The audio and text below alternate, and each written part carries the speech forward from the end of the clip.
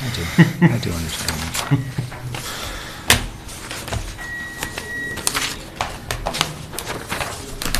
But maybe that's not appropriate in a lot of circumstances. Did you finish reading that last That's all one, it Brady? is. I'm sure it always is. Really? Every No, I think there's lines that can be word drawn. I just, Filtered through. yes. So when I got home, I had read your part, but I didn't go to yeah, that for last everyone's page. different. Which last page? The one that showed the negative. Yeah. I'd read the Well- first one that showed the general account and levy and all that. So, There's going to be a big caveat on that. okay, just what I wanted to hear. There. That was I love when you say caveat. last week. That was the previous week. I just hear people use that word. It's a complete opposite spectrum. Means there's something else to consider.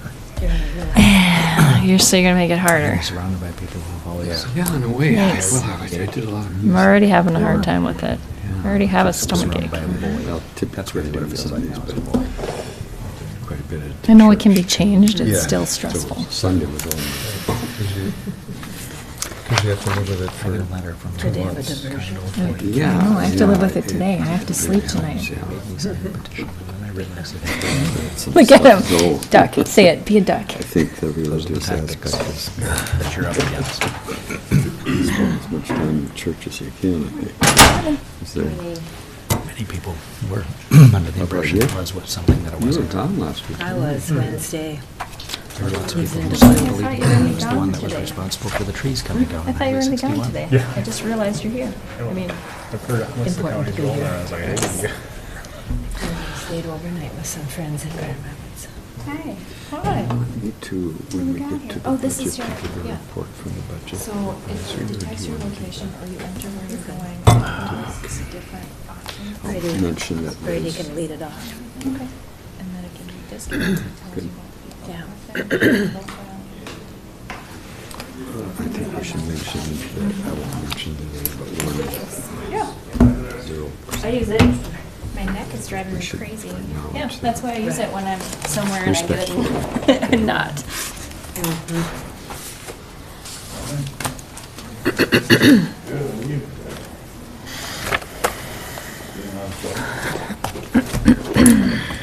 Let's see here, now, one of these levers, One on the right is going to allow you Going to to put the back. eject you.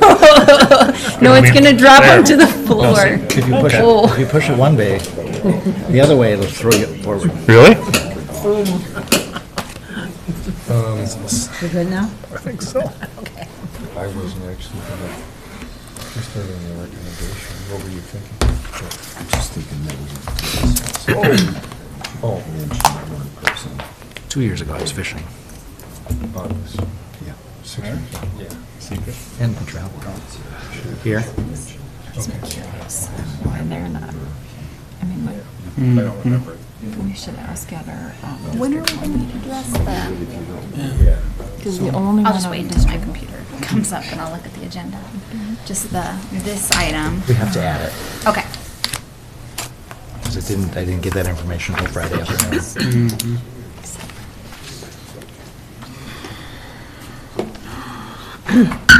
Good morning.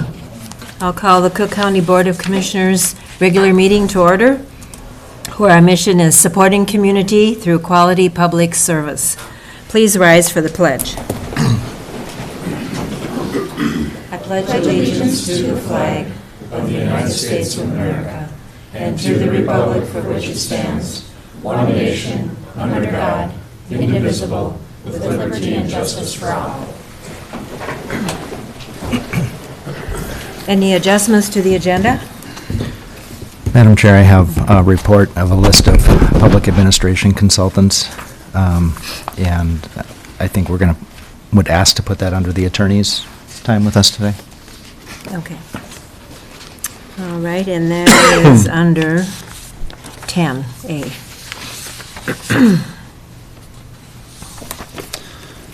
Is that any different than 11B?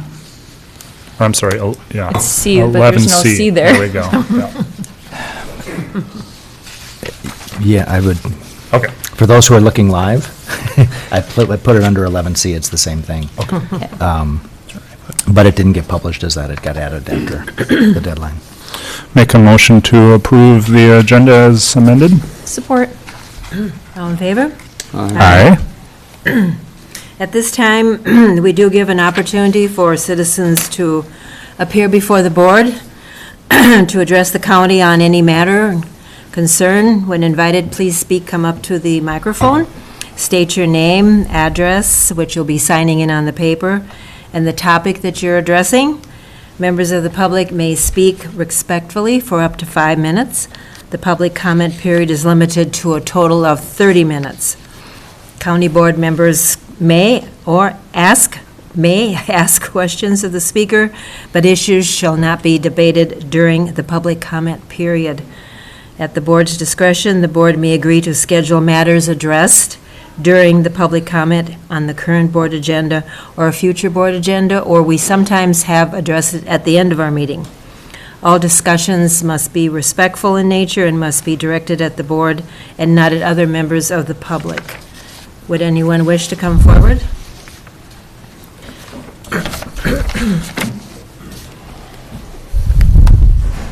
And while he's signing in, we have a couple of pieces here that is part of his speech.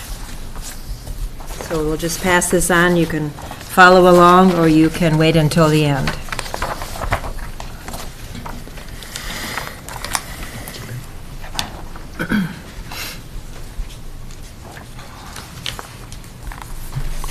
Hi, my name's Don Petrick, and I live in Cook County. I live about a mile from the proposed border-to-border route, which is what I'm going to be talking about, and a solution that I would like to suggest for this issue. Perhaps a few weeks ago on WTIP Radio Pop Quiz, you heard an interesting fact. 57% of Cook County is water.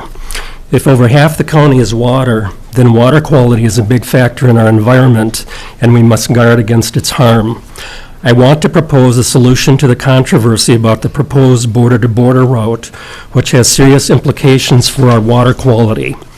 At the same time, we need to respect the interests of residents who enjoy driving licensed OHVs on forest back roads, and I think we can do both.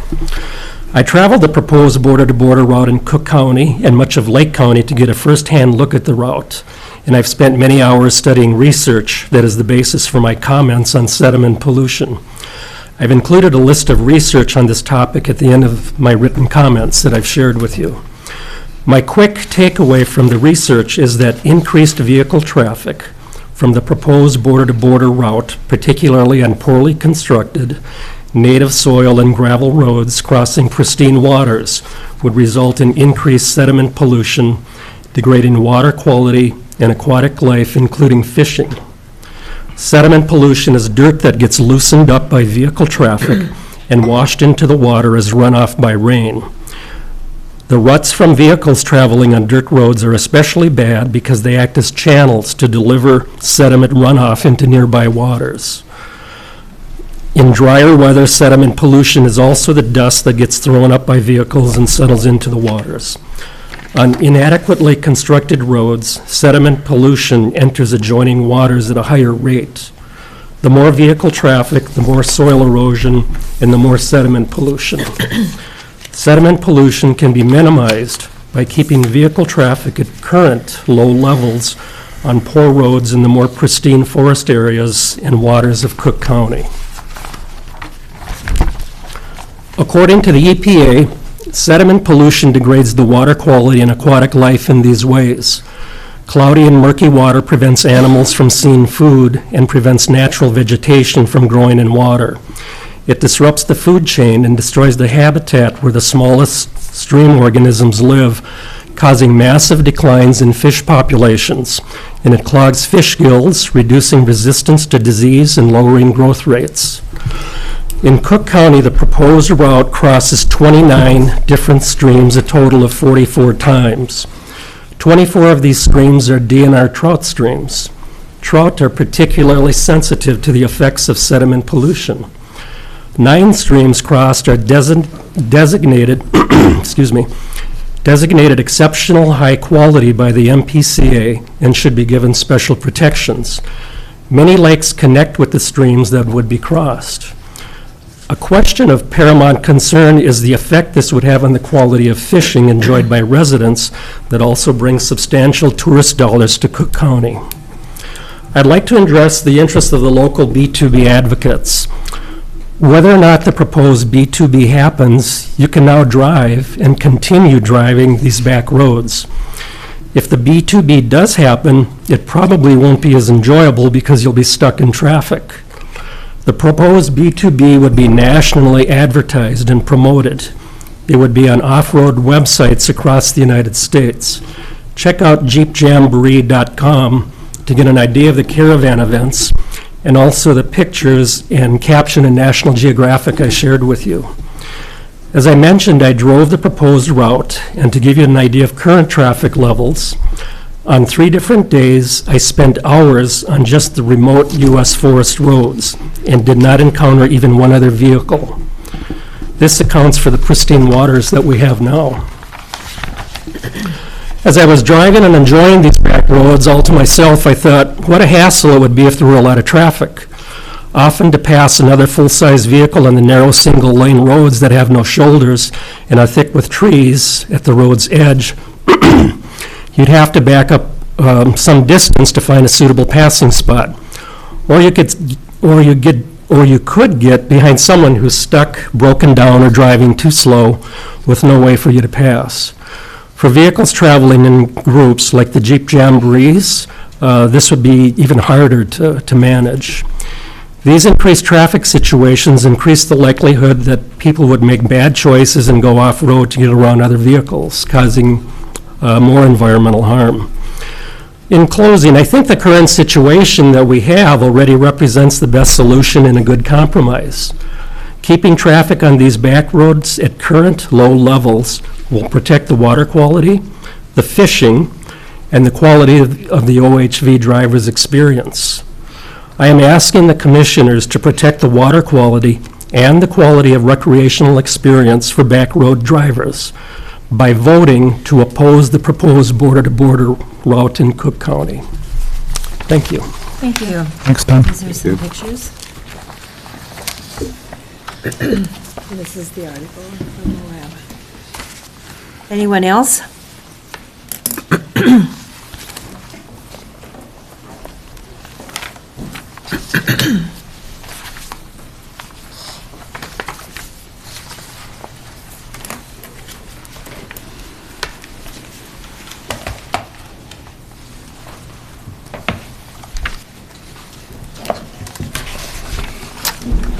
Good morning, everyone. Madam Chair, Commissioners, thanks again for the time. I concur with this last speaker. Thank you for all that work. I missed your name, I'm sorry. I'm sorry, Gordon Salisbury, Thank you. Hovland.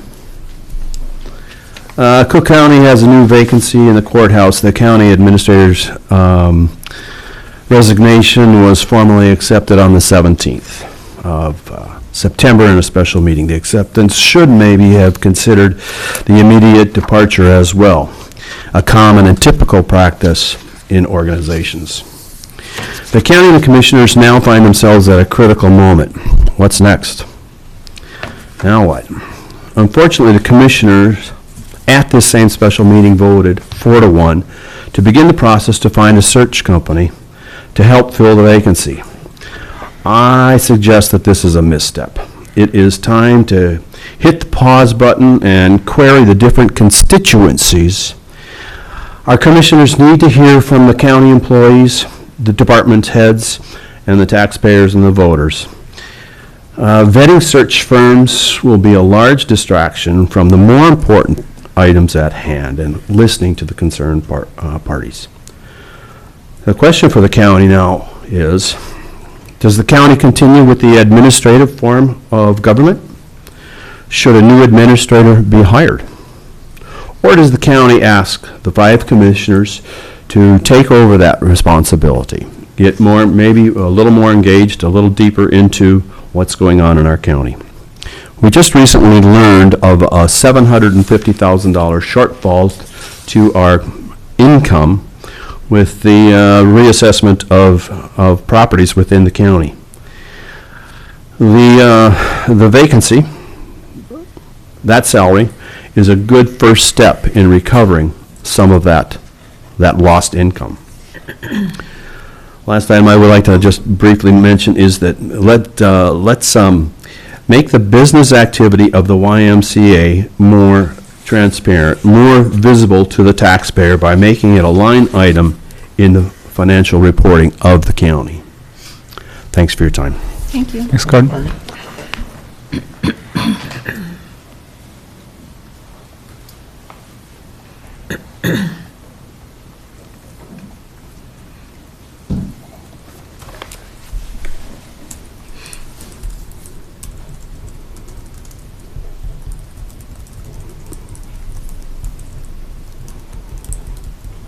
Good morning. Morning. I wish to address some items in the agenda. One of them is regarding the health insurance benefits that are being proposed. And all I can say about that is there is a cost of living already going out for employees in the year 2020. Why are we talking about adding a health care plan? That seems to me to be a good tool to use in negotiating for the next round in 2021. Is there some reason why we have to have a second plan? Why we have to have another 2.4% increase in that? My second question is regarding the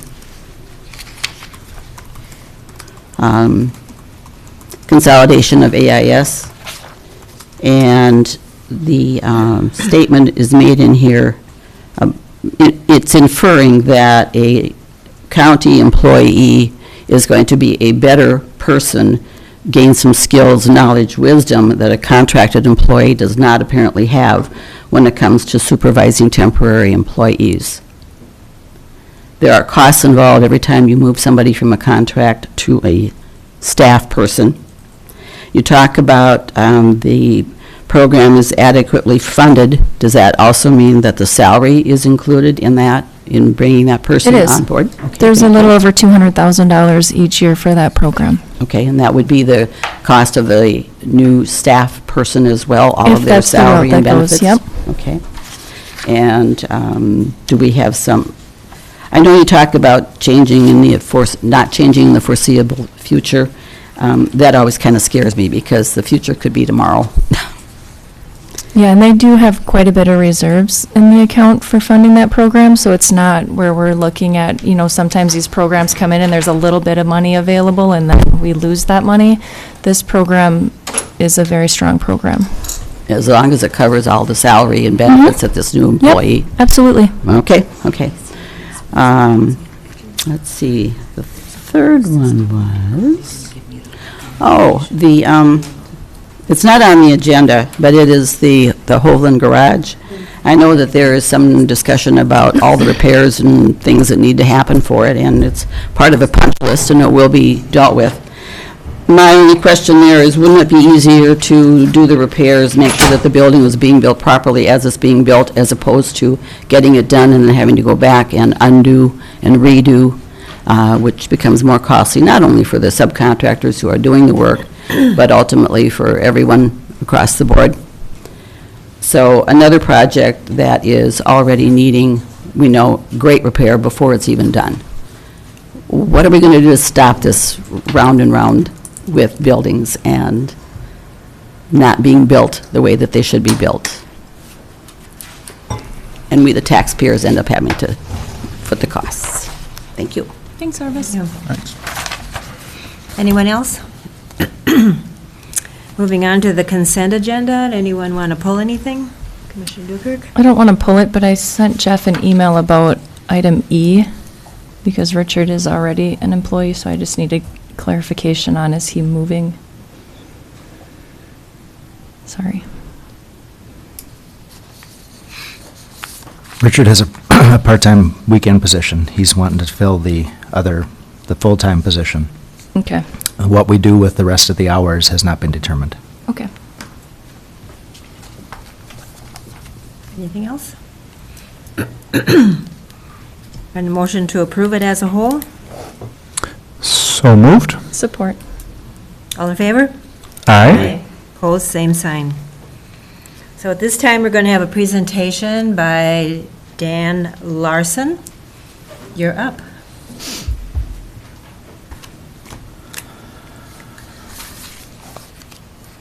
Executive Director of the Minnesota Rural Counties Activities presentation.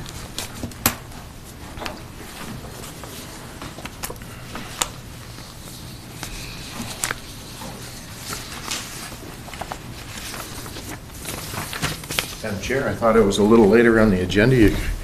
My tie went in the soup there. You're fine. Okay, thank you. Dan Larson, Executive Director, Minnesota Rural Counties. Delighted to be here again this morning to talk to you about MRC. My group wanted to send me here today and is sending me around to both member and primarily non-member counties for updates on who we do, on what this group does, who we are, and what we do. So we fly a little bit under the radar, we're a little bit low-key, but we're a little group that does big things. So, and the overall message is, there is, as a charter member of what was then Minnesota Rural Counties Caucus in 1997, there is still a place for Cook County in this organization. So again, thank you for letting me come.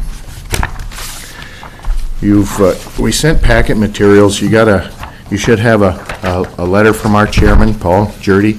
He sends his regards, and like you, he's working today in this part-time job that has endless responsibilities and demands on your time. We know and understand that very well. We are 31 member counties now.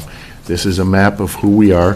When we started out, I'll get back to this a little bit, we were an organization primarily across the northern third of the state, but we are growing along the western edge and primarily now in the southern tier, where Redwood, Cottonwood, Watonwan, and now Murray County and Pipestone having joined in the last couple of weeks.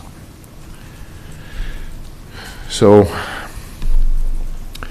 we want to talk about a little bit about the endless demands on both your resources and your time. We understand that you have a lot of decisions to make. This is budget time.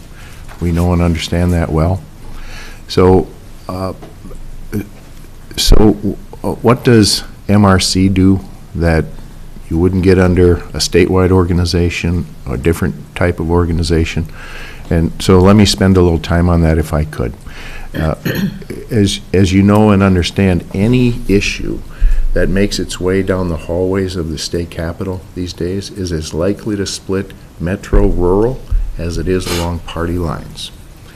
MRC is the only organization that advocates specifically for rural county concerns. I'll go back again to those early years, 1995, 1996. How did this group originate? My background is in journalism and mass communication. I worked at the Star Trib for 5 years while I put myself through college, and then interned at the Senate, where a legislator said, why don't you come and run committees for us? I did that for 7 years, local government, agriculture, and veterans.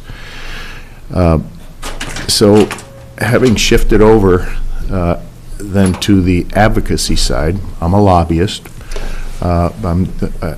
Early on, I was the administrator of Minnesota Rural Counties Caucus. I'm now the executive director of Minnesota Rural Counties. With that background in communication. So my first call was from a group of 5 little counties who said, we aren't sure what to do. The state wants to impose a one-size-fits-all wetland plan that would that would lock up economic development in counties that are 50 to 80% and over 80% pre-settlement wetlands. So a 3-to-1 or a 5-to-1 mitigation rate would have done that. So I said, well, who's behind this? Who supports it? At that time, it was Governor Carlson, the PCA, the DNR, all the major sportsmen's groups, and the environmental groups. And I said, well, where's your state organization? And this is where you get into the only organization that advocates specifically for rural county concerns. At that point, there was a heavy emphasis on Metro, and they were taking a pass. This is given who was in support of this. This was a huge issue, and the sentiment was that it had already rounded the bend. So I said, well, I had to look at the map again on where they were, where these counties were, and I said, well, it's over for you, unless other counties don't like this either. And they said, well, a lot of counties don't like this either.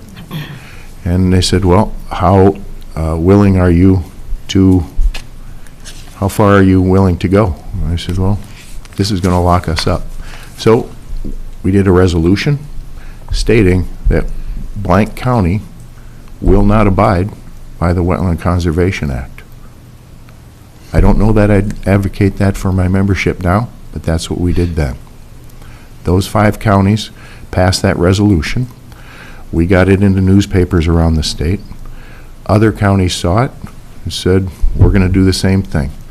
There were 12, 17, 19, 23 counties ended up ultimately signing that resolution. Each time we got it in the newspaper, went around the state, and what that did by coming together and stating and putting a flag down that this is too much, we stopped the progress on all those organizations, got them to come to the table, and what developed over 18 months was what is now the 3-tiered Wetland Conservation Act that has become a model for other states. I give that as an example of what small counties, small rural counties can do if they are organized and coordinate. There are other issues over the course of time. When the citizens of the state in 2008 voted a 3/8 cent sales tax on themselves for 4 purposes: outdoors, arts, parks and trails, and clean water, the Legacy Act, I went back to my group and said, there's an angle for you here. There's $400 million annually that's going to be coming into the coffers of the state. And we're going to find a rural angle. Well, what happened there was when the park and trail money was, for lack of a better term, being carved out, there were only 2 entities at the table, Metro Parks and DNR. I told my group that's what we're going to do. We're going to war. This is with the Metro, and this was another 18-month battle.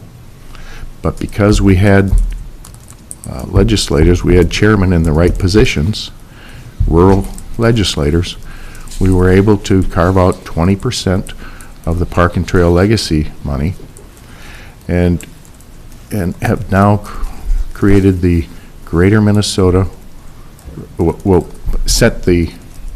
this group didn't create it. We set the action in place, which has now created the Greater Minnesota Regional Parks and Trails Commission that is creating and is in its, I believe, 3rd year cycle of funding, a state-of-the-art regional park and trail system in Greater Minnesota that I don't think any other state or province is doing. A little group that does big things. Cook County was a charter member of this group, and we want you back. One more angle, Madam Chair. Again, to emphasize what do we do that's different, broadband is an issue that we work with We work with a number of other groups, including AMC. AMC does a great job on this. But what we do that's different, that, okay, everybody does the same thing where they knock on the doors of the legislators, they get their members to go make phone calls. We do that too. What we did that's different is to say, I'm going to get on a communications committee, and I'm going to work to elevate the profile of this issue. And so did an op-ed by our chairman of the, I forget what the, Rural Broadband Coalition, 100 organizations that support broadband funding. Did an op-ed from the chairman and timed it for release during the Easter break so that it would get the cafe talk back in the districts of legislators who mattered most. And when they came back, we knew that they were going to, that the money was going to be, that the funding decisions were going to be made. That made we got into 20 or so newspapers around the state, from the Duluth paper to Rochester to Fergus Falls. The other thing that we did that had a tremendous impact, and we do this on a regular basis now, is I put a buffet, if you will, of letters to the editor that our members can look at and say, on broadband, this one suits my tastes. I'll plug this into my local newspapers. We did that and had a great response on that as well. So we did that on broadband. You see that's in your packet. The other thing we did with a piece like this bottom part is the boilerplate on broadband from the statewide organization, the coalition. But I said, let's highlight individuals. Who's on the dark side of the moon in terms of internet connections? Who's not making it? Who's on the outside? So in this case, and then we try to get those out every week or 10 days to legislators just to keep the issue in front of them. In this case, it's Jerry and Steph Palman. They're out of Plato, Minnesota. This is a young farmer with a family, kids in the school district. And he's also got a business. He sells seeds. But he walks around his farm with his phone up in the air like this, trying to run a farm and a seed business because he doesn't have the connection. So that's another thing we do. We got a nice letter from Nancy Hoffman, the chair of the coalition. That's in your packet. We did the same thing with county program aid. We do the same thing with other things. So I'm wrapping up, Madam Chair. This is your list of delegates and alternates. This is our leadership group. You've got something in your packet that talks about what other people are saying, and we try to make it easy for you with our calendar to participate. We always double up where we know that AMC is going to have their meetings. I saw a lot of you at the AMC policy meetings. We had our meeting on the 11th, the night before the 12th, when AMC policy. We'll do the same for the winter meeting, and then also in February or March when AMC does that meeting. And then during the session, we've shifted over now to electronic meetings where it's just me reporting. We'll do GoToMeeting, and then I'll do the report. You guys, you members can be wherever you are, tap in, ask me questions. We do a little back and forth, but there's no need to travel. And then 3 times out of the year, we get in one place and come together. But those meetings are also available to participate electronically. Madam Chair, thank you so much again for letting me come.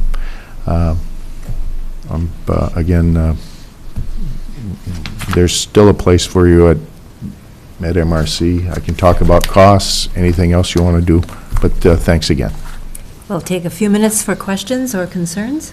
Commissioner Mills? Thank you. Can you help me understand the history of Cook County and MRC and how we stopped being a member?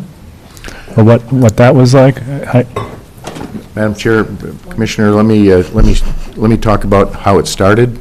I'm going to leave how it ended to somebody else. Fair enough. How it started, there was Commissioner Sharon Hahn back in the early days. And Sharon was a bulldog on this because understood what it meant, like these other counties. And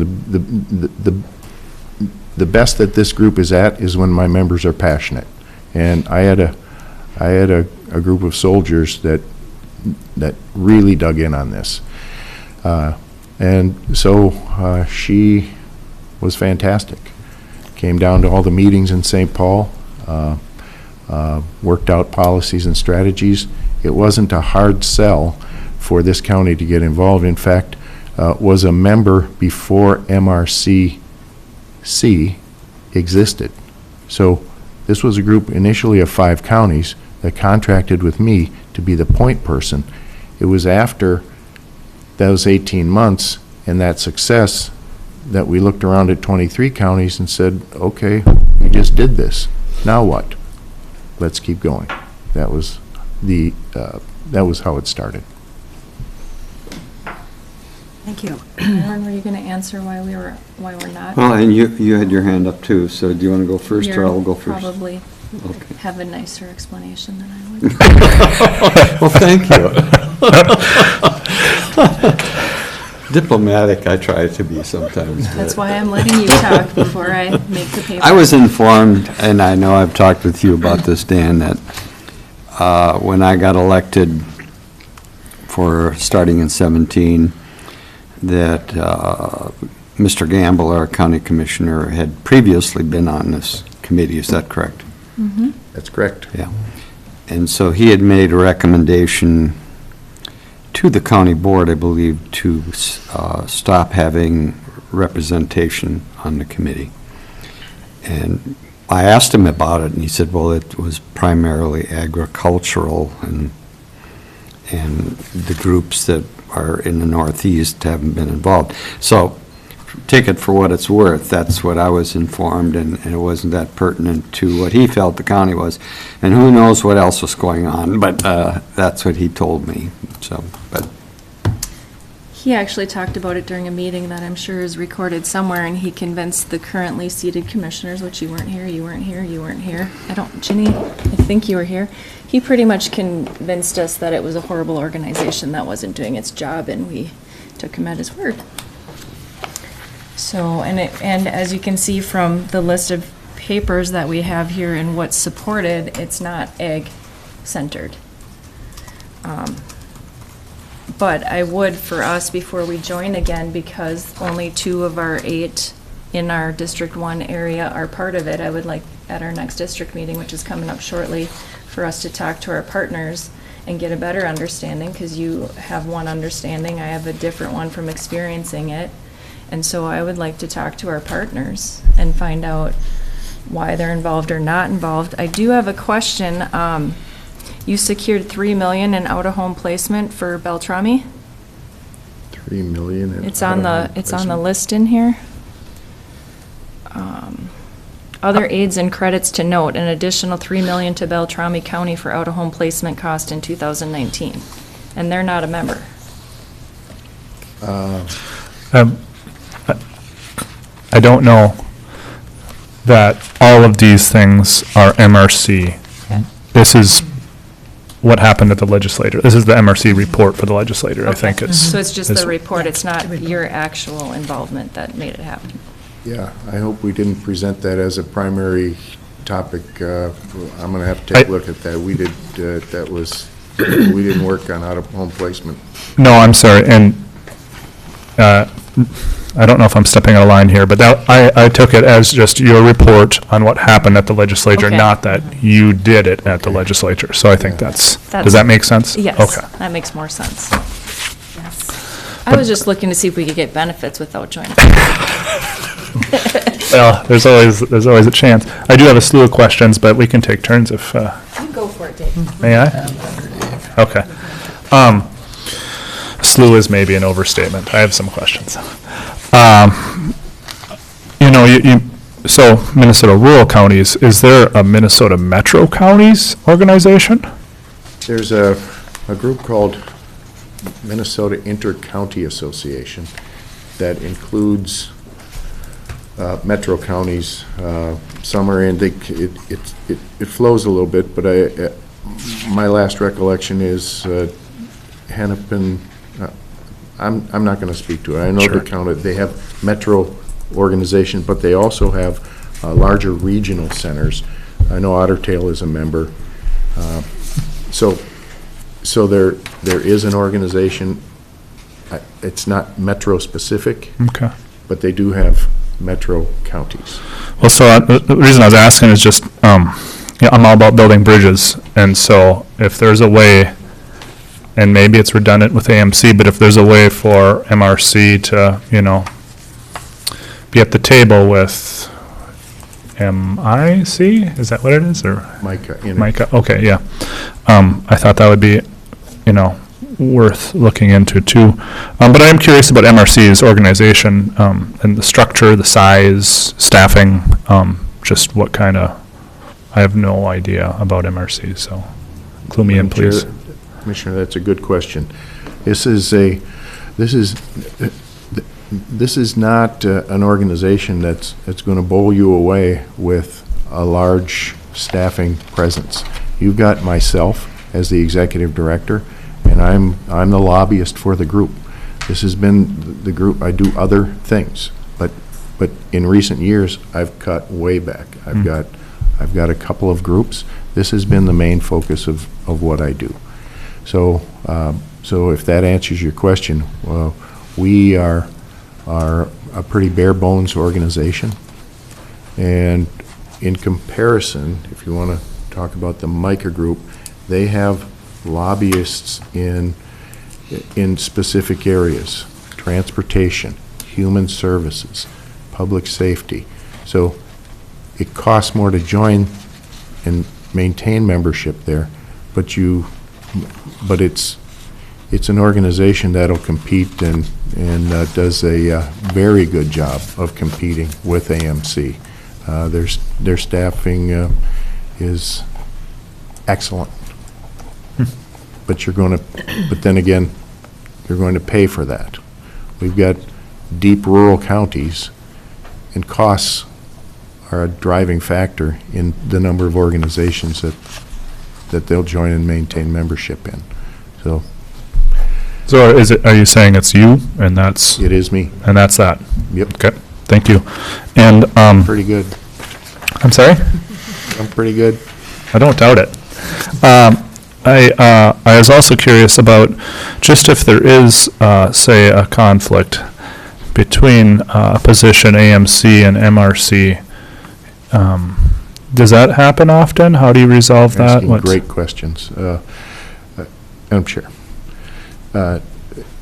Conflicts between rural counties, MRC, and AMC get handled at the boardroom at AMC.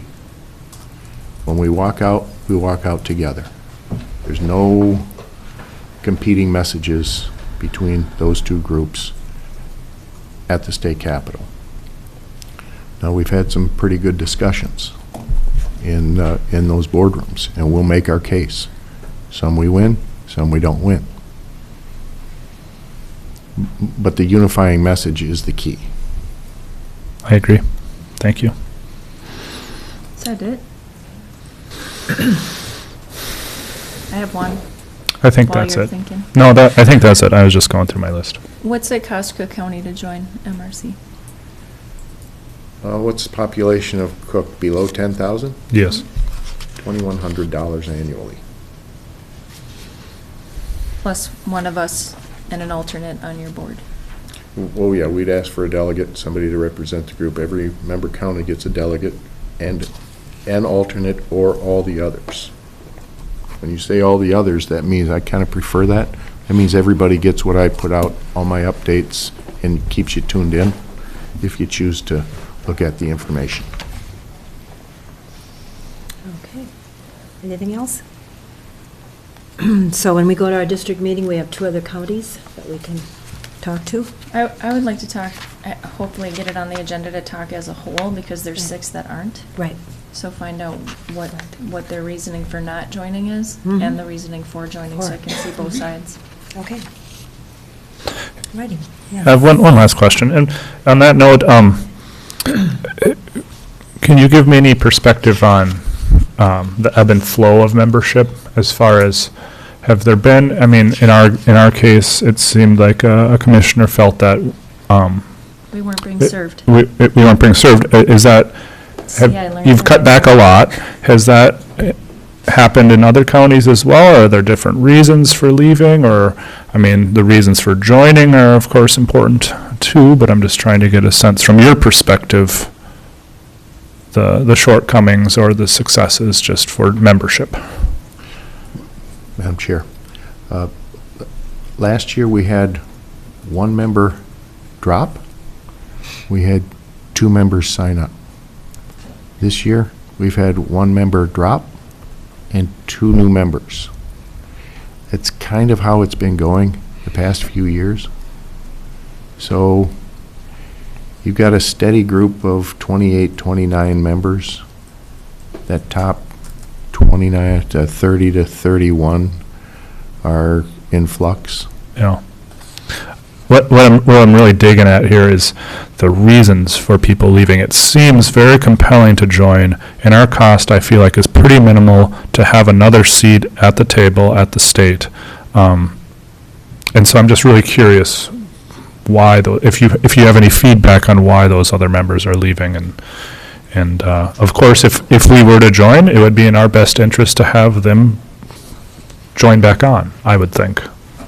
Maybe not, but just feel like we're stronger with more members in an organization. So, Madam Chair, Commissioner, every county, every year has to make that determination. And that's why we're out here pitching. We keep a core group on the margins. There are some that come and go, and they have their own reasons. okay. There's not an exit interview then or anything? We don't do an exit Yeah, interview. Fair enough. Okay. Thank you. Okay.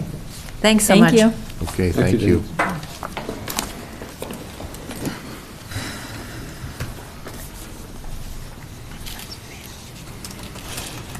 Next, we have Ben.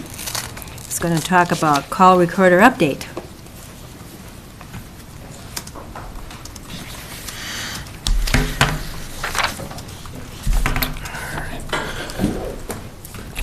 So, let's see. I guess just a little bit of history about this system. So this is our, what's called our Higher Ground Capture 911 system. This is a recording system that records our 911 phone lines, our administration lines for the calls that get called in to the sheriff's office, and certain radio transmissions are also recorded on this system.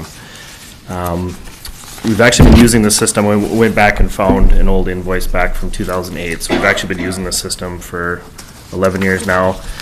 The reason why I'm here is the server that it's currently using, which is Windows 2008, is no longer going to be serviced by Microsoft starting in 2020. And so that means no updates, no security updates, which obviously for a recording system for a sheriff's office is kind of a big concern.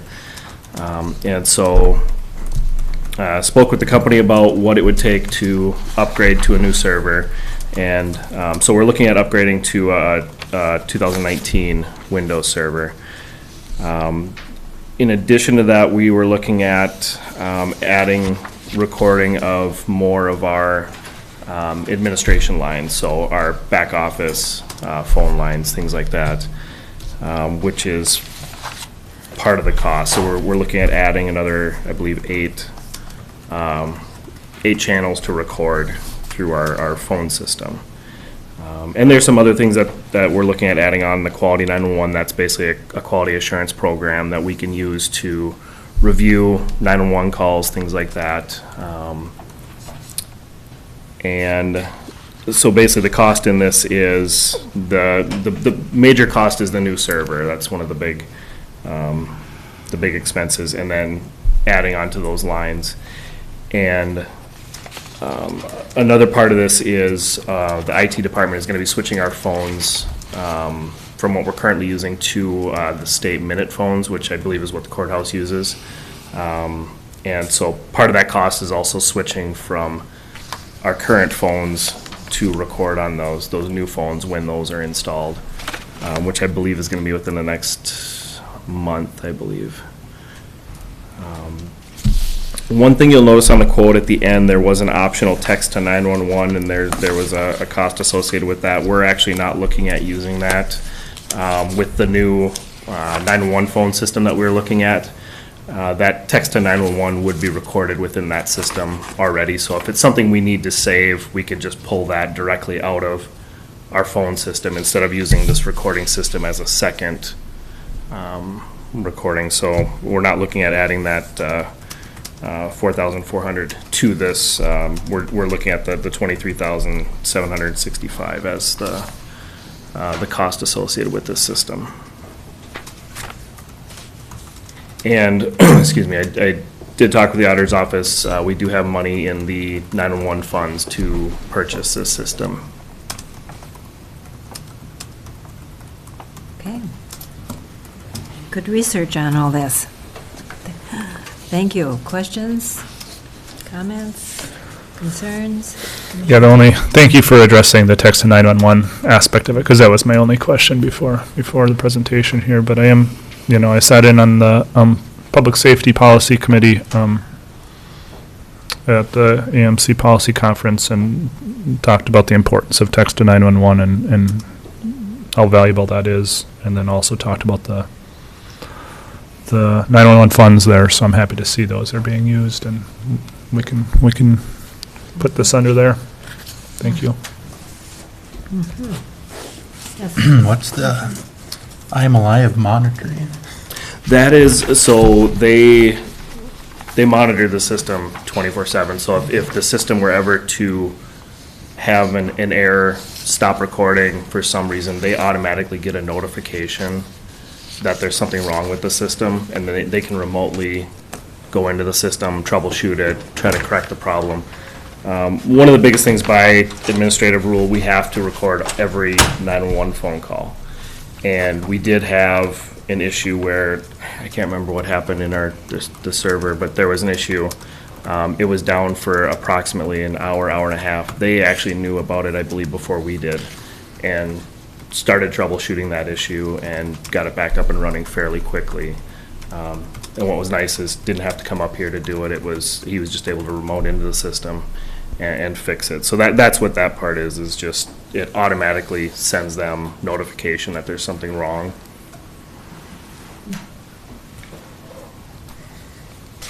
Any other questions?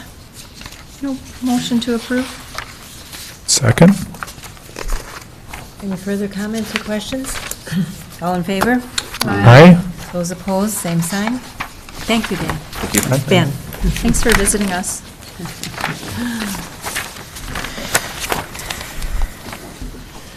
So next we have Highway Department with Kristen.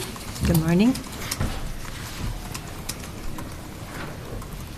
Good morning, Madam Chair, Commissioners, colleagues, and members of the public. I have a few updates for you today, including one request relative to our annual bridge inspection program. Annual bridge inspections are something that we need to complete every year in accordance with federal standards, according to a new law that went into effect after the I-35W bridge collapse. We've talked about bridge inspections in the past. We've had MnDOT do them. There have been times when, prior to my being here, when we were able to complete this work in-house. However, due to the amount of work we're expecting in the field and construction in October, we are again seeking outside assistance to meet the requirements for bridge inspections this year. A couple of changes that have happened since we talked about bridge inspections last year.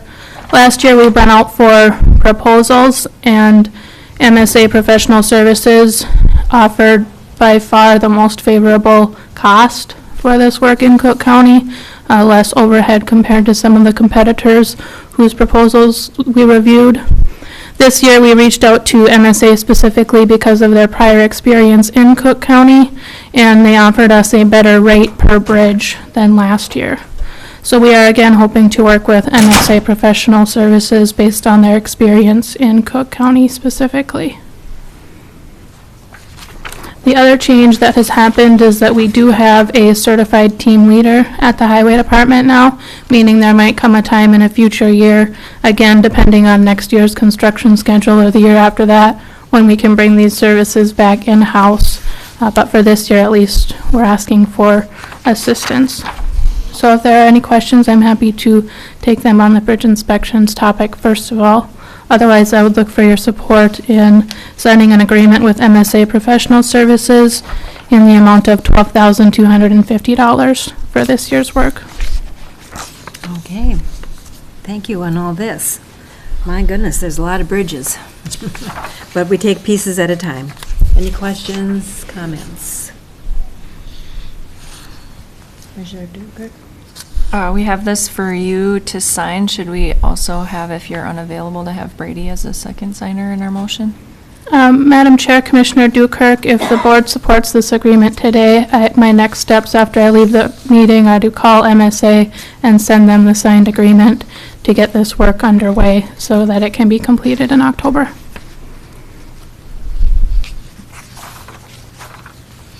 Okay. Motion to approve? Support. Any other questions or comments? All in favor? Aye. Aye. Opposed, same sign? The next couple of items that I have before you are informational only. First of all, I wanted to keep the board and the public informed that the City of Grand Marais did enact a wintertime calendar parking ordinance for the upcoming winter and future years. I thought I would take just a few minutes here to share some of the key points of the ordinance that will be under effect. First of all, both agencies are working very closely to publicly spread the message and encourage voluntary compliance to minimize the amount of enforcement that might be required for this ordinance. I'll be working with WTIP to get the word out as much as possible. You might have seen the article in the Herald that came out regarding calendar parking. There are flyers going out in town. The city is going to be sending notifications with utility bills. And if you remember last year, we created a video to encourage voluntary compliance with moving cars out of the way for snow plowing, and we're planning to use that video again this winter. So we're doing all we can to encourage voluntary compliance and minimize the amount of enforcement that might be required. Where this applies is it actually starts November 15th. If it snows before November 15th, the city could declare a snow emergency, but generally speaking, it would be in effect from November 15th through April 15th. And much like other cities who have a calendar parking ordinance, on even dates, park on the even side of the street. On odd dates, park on the odd side of the street.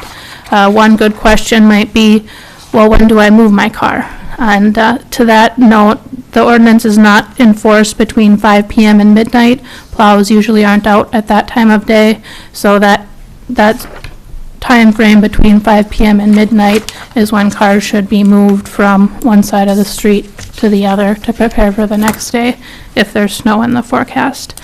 The downtown zone is a little bit different. City crews use loaders to remove snow from the downtown parking spots, and for that reason, the parking is prohibited in the downtown zone, which is outlined in the ordinance, between 2 a.m. and 7 a.m.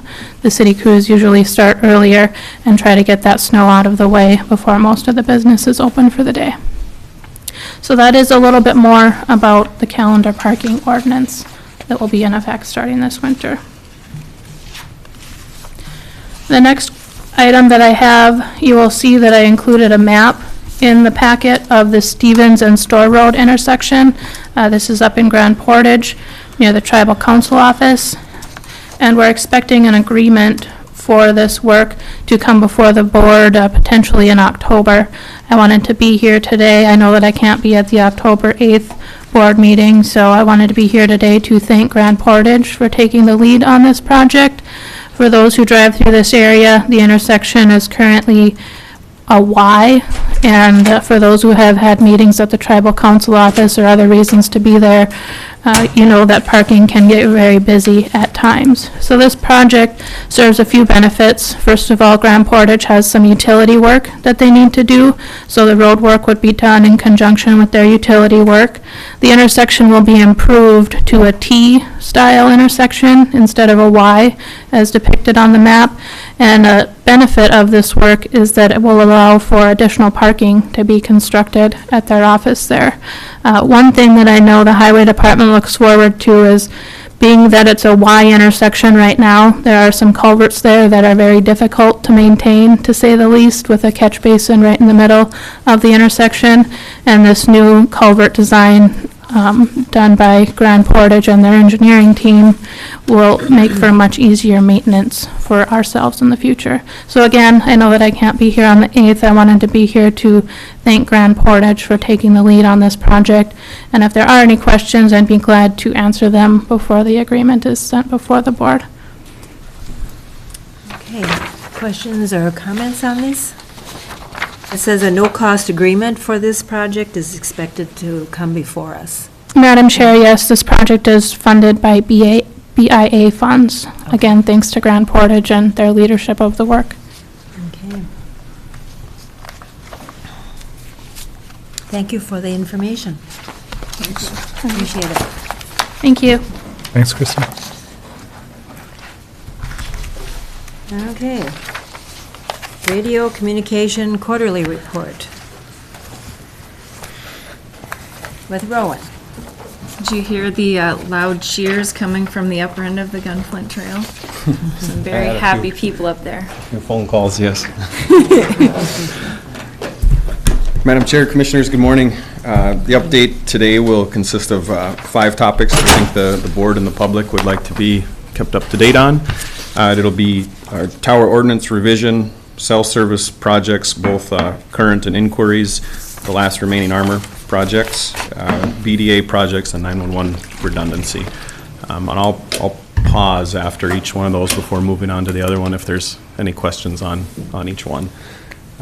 Starting with the tower ordinance, I believe Land Services is going to be coming to finalize this later in the agenda, but I just wanted to reference it that it's a change to the map or Appendix A to reflect formerly pending tower communication districts as now current communication tower districts as a result of land exchange.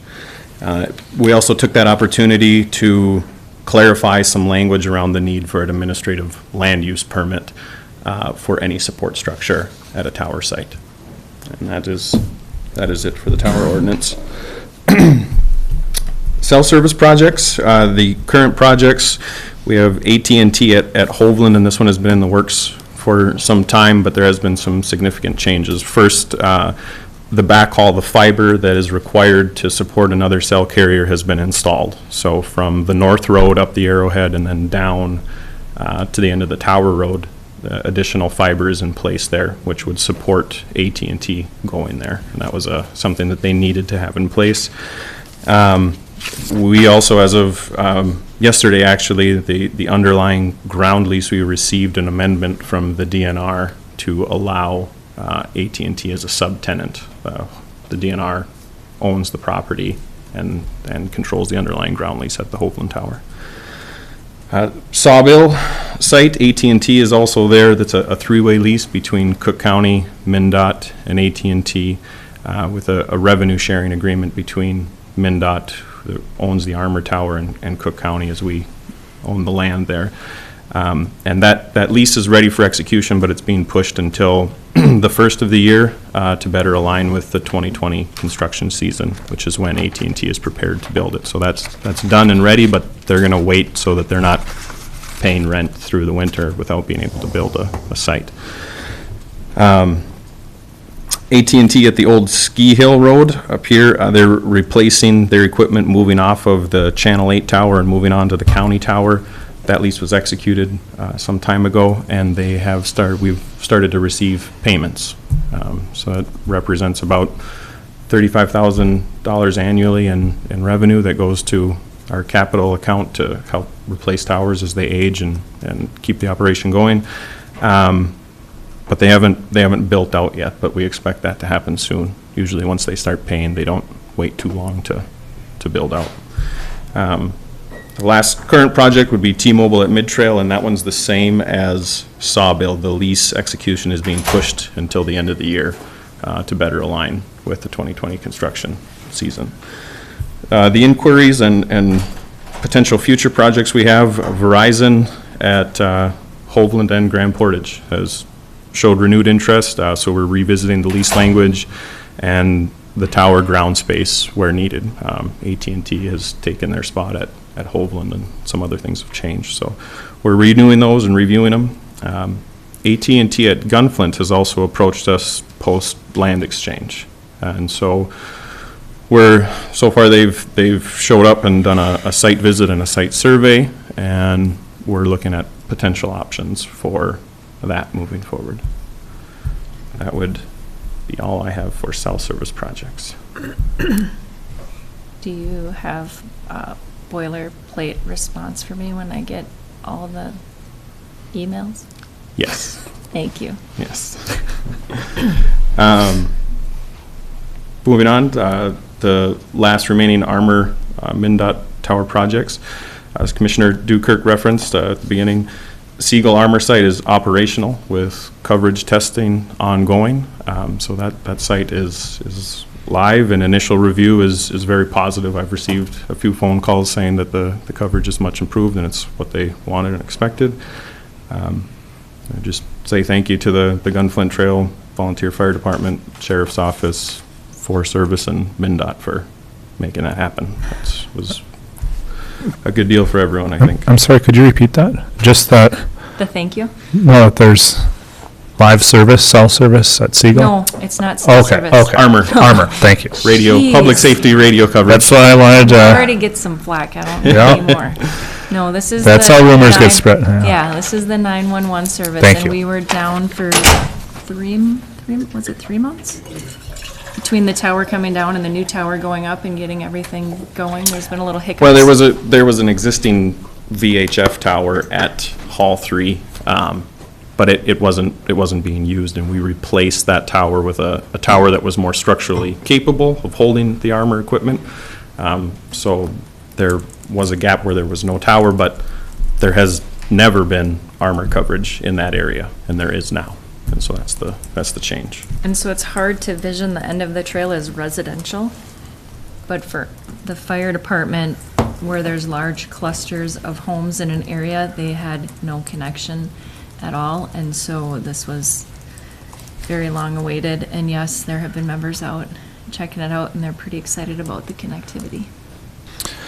I have a question. So there, could it be possible that FirstNet would be up there before there would be just general cell service? Or would that happen at about the same time? In general? FirstNet is in AT&T. partnership with AT&T, Yeah. right? And so when they build out, commercial service is available. So Okay. if FirstNet was there, commercial AT&T would be there. The distinction in a FirstNet site at this point anyways is that public safety entities and individuals with FirstNet devices get priority and preemption in a situation where so many people are trying to call at once that the system gets overloaded. So like the Husky oil refinery with explosion in Duluth, everyone tried to call to report that initially, immediately. And the phone systems bog down and jam up, and people get service denials because it's too busy. In that scenario, if your public safety entities are using FirstNet, they don't get busies, they get through. So that's. Thank you. Yep. Mitt Lake is the last MnDOT Armor site in Cook County, and it's in the environmental review process right now, and they're scheduled for a 2020 build-out. That's the last remaining Armor projects. Moving on, to BDAs, we have 2 BDA projects to improve Armor coverage, bidirectional amplifiers, outdoor bidirectional amplifiers. They're both at Colville and Hovland, east and west of Grand Marais. The Colville BDA, we've received a conditional use permit, and we've also have approval from the Regional Emergency Communications Board and their advisory committee. The next step in the approval process is going to be for the statewide Emergency Communications Board as well as their operational and technical committee. They oversee ultimately the Armor system, and because it's Armor frequencies that these amplifiers would be manipulating, they need to sign off on that. But we have a design and a location that has been approved locally here as a conditional use permit, and now we're working through the state's governance structure to to be approved to move forward with that. The Tofty BDA, we're working with MnDOT Legal for approval of use of the property. This is in a MnDOT gravel pit along Highway 61, just outside of Tofty. And that will also need to go through the regional and statewide emergency communications governance structure. That's where we're at with those. Last one I have here is 911 redundancy. The 911 backhaul that comes up from Duluth, there's full redundancy for CenturyLink and NESC and True North now. CenturyLink, the statewide 911 provider, has had the ability to fail over to NESC or True North fiber for some time. But the change we're reporting here today is that NESC and True North are now being able to fail over to CenturyLink fiber. So it works both ways now, which is true redundancy. The change provides redundancy for True North customers, phone and internet, but also because True North provides the backhaul for the majority of cell providers in county, cell service in the county is now included in that redundancy.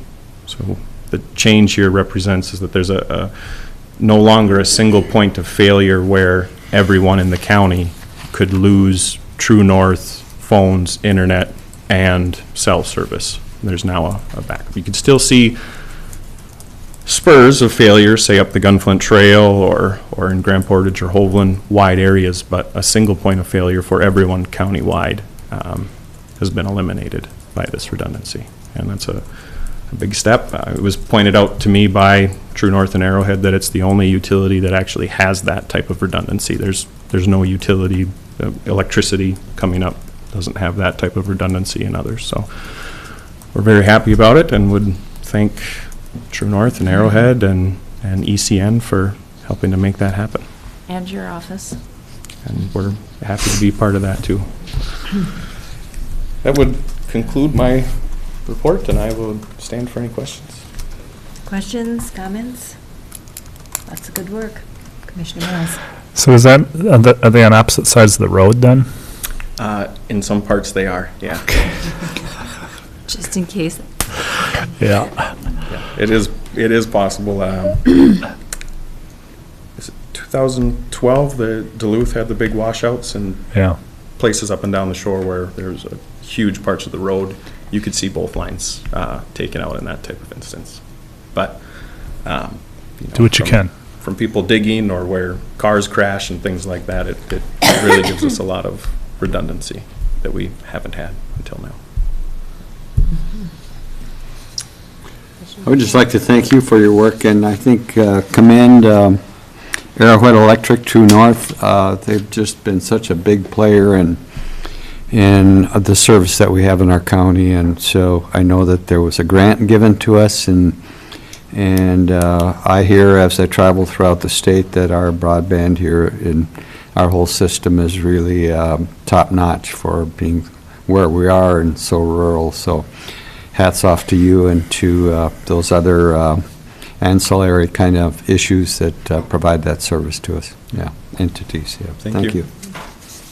Do you know what Myron said? We were just at a meeting where the presenter kept saying there's no broadband in rural Minnesota and different comments, and I said, we actually get a little annoyed when we go to meetings in other rural areas and don't connect like we do here because we've been spoiled. True North has done very well by us. Yeah. And you. Thank you. Do we have any timeline on AT&T up in Hovland? In Hovland? Now that we have the amendment from the DNR, I'll work with Attorney Hicken to get their proposed lease language more in line with what we want. Once we execute that lease, typically what we'll do is we put in a drop dead date so that if it's fully executed, 90 days or some timeline, depending on when it's signed, appropriate with construction season constraints, that they get going on it soon. So if they're willing to sign it, it would be relatively soon. It's possible this year if they're willing to build late still. I would say it's probably more likely that's a 2020 site at this point, spring, summer 2020. Thanks. So you manage and maintain our towers when we have these other entities on? Does that mean they have to fix their own problems, or does that fall on you? We maintain the tower to the standard that the tower needs to be met, and a lot of that language is called out in the leases. But they have responsibilities for their equipment as well. If their equipment is not properly installed or something fails and it does damage to the tower, we hold them accountable for that. Thank you. I just know you only have so many hours in the day. Okay. Thanks so much, Rowan. Right. Thank you very much. Appreciate it. Thank you.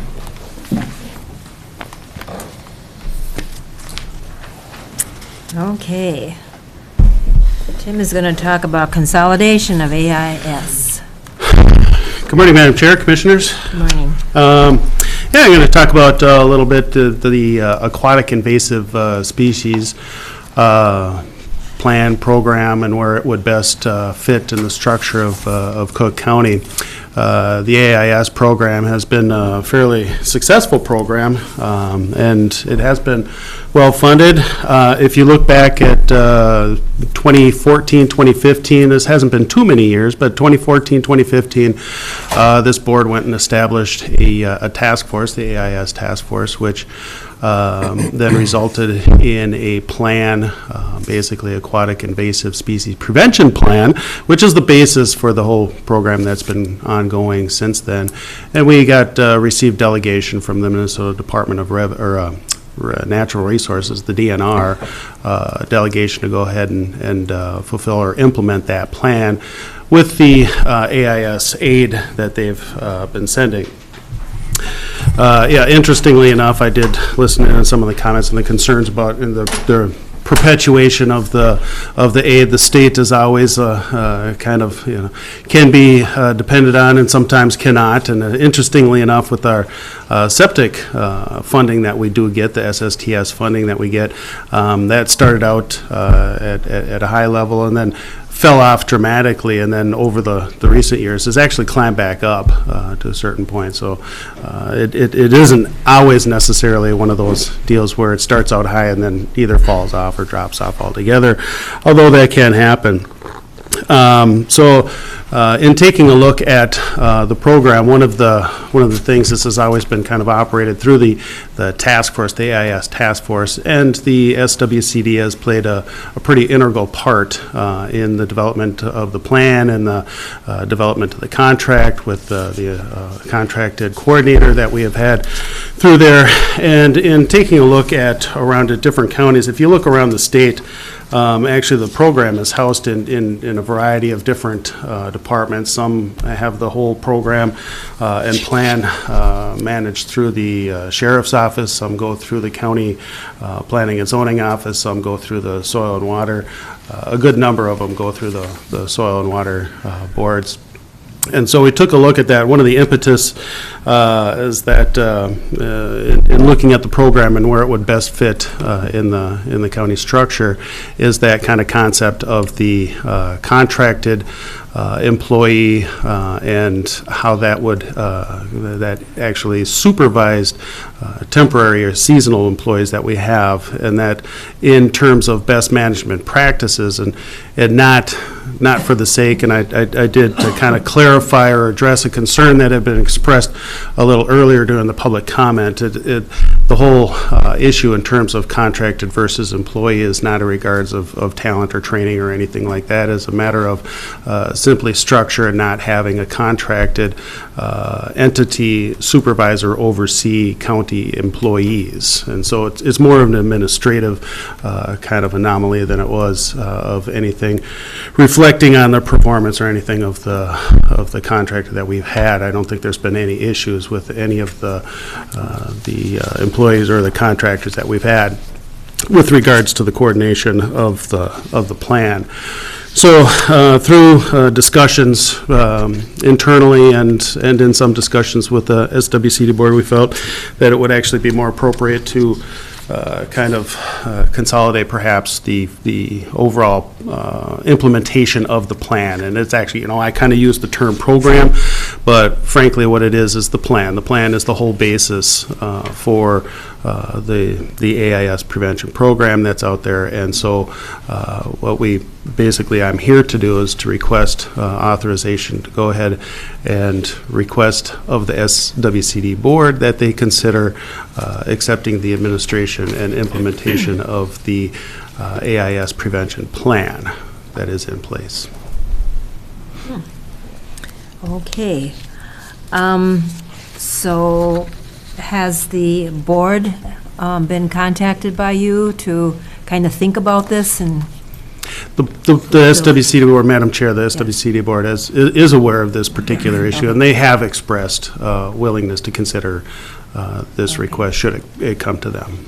And does this mean that there'll be a spot in the office for her to work? Or what is the physical setting of this then?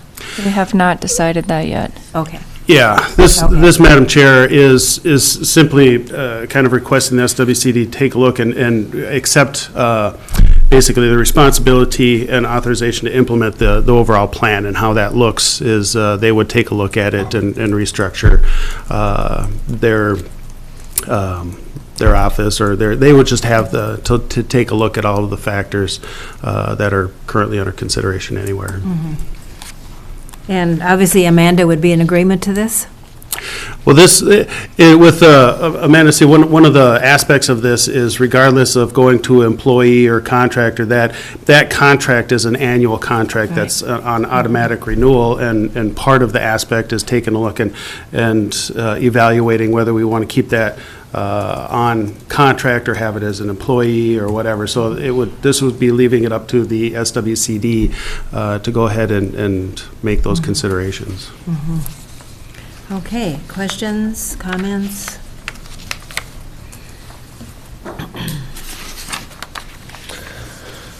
I just want to, express my thanks for the AIS task force and our plan and program. Listening to other commissioners around the state, they're having some real issues with their lakes getting choked out by invasives, and they would love to go back in time and have a better handle on it. So I'm very thankful for our county's work with that, and doing everything we can to prevent our lakes getting choked out there. This seems like a good way to help administer that.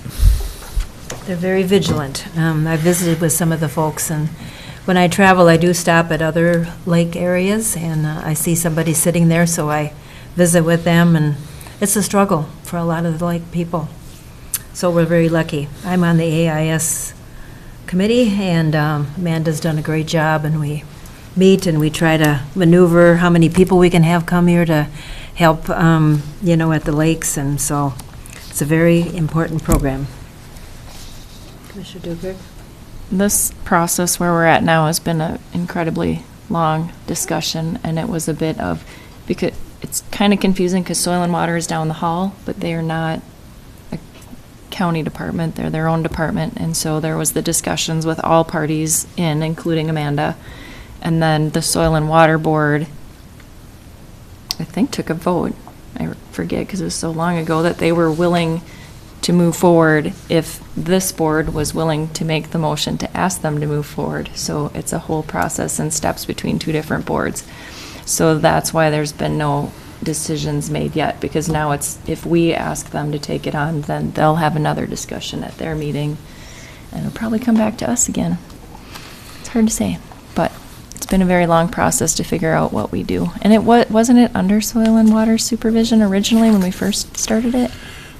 Well, it was originally designated to the task force, but Soil and Water had been tasked with a lot of the functioning of that, like the development of the contract and seeking for the coordinator altogether. So they've played a very valuable part in this process since the beginning.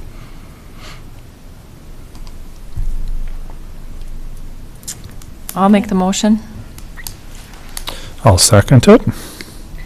So we have a motion to authorize the request for consideration for the SWCD on administrating with the AIS. Any further questions or comments? All in favor? Oh, wait a minute.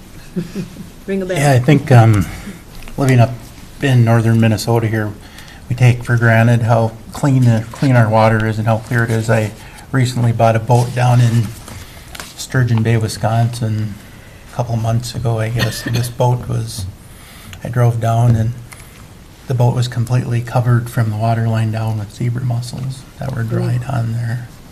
And it's, I was talking to the guy who I bought it from, and like, we don't have these where I come from. And I think this is a great program. Thank you. So we have a motion and a second. All in favor? Aye. Aye. Those opposed, same sign. Thank you on that. Thank you.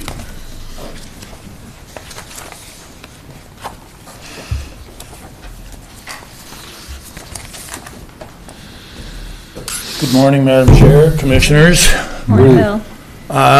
Two items, basically some housekeeping for the Cook County Tower Ordinance number 47, which was originally approved by the Board of Commissioners in 2001 and amended in 2018 to reflect a more modern approach to wireless communication, wind power, that sort of thing. Following the 2018 amendment, Land Services worked with the MIS department to identify potential shortcomings or deficiencies in the ordinance. We found two that were of immediate interest and concern, and so what we did is we decided that we would amend the amendment of the ordinance to reflect current technology and an up-to-date site depiction. The first one that we'll look at is and by the way, these were all presented to the Planning Commission at the September 11th meeting. So what I'm presenting is forwarded from the Planning Commission for your consideration. The Appendix A of the Tower Ordinance reflects the wireless communication districts. And if you look at that as part of your handout, the Colville Wireless Communication District is pending. That is reflected in this amendment. Before, it wasn't there. We did a conditional use permit in June to allow the placement of that communication district. So Appendix A is now up to date. Upon this being a permanent tower district, we'll come back and amend Appendix A one more time, just so we have it up to date and so it's current and there isn't any confusion. Speaking of confusion, the verbal amendment of the ordinance was propagated primarily because of some confusion. If you look at the old ordinance language, excuse me, it says land use permit required. The addition or replacement of accessory buildings at the tower facility requires an administrative land use permit. What's happened is that Article 16.03D of the zoning ordinance defines the lack of a permit for construction under 160 square feet. And some of the consultants and the carriers felt that that was a little confusing, that we were requiring a land use permit, even though there is that freedom from the land use permit requirement. So the language that we decided to implement basically removes that confusion, and it says the addition or replacement of any and all accessory buildings at the tower facility requires an administrative land use permit. So that is, those are the two items that we were presented at the public forum with the Planning Commission. We received no comments, excuse me. And so the Planning Commission recommended unanimously that it be forwarded to the Board of Commissioners with those edits implemented into the Tower Ordinance.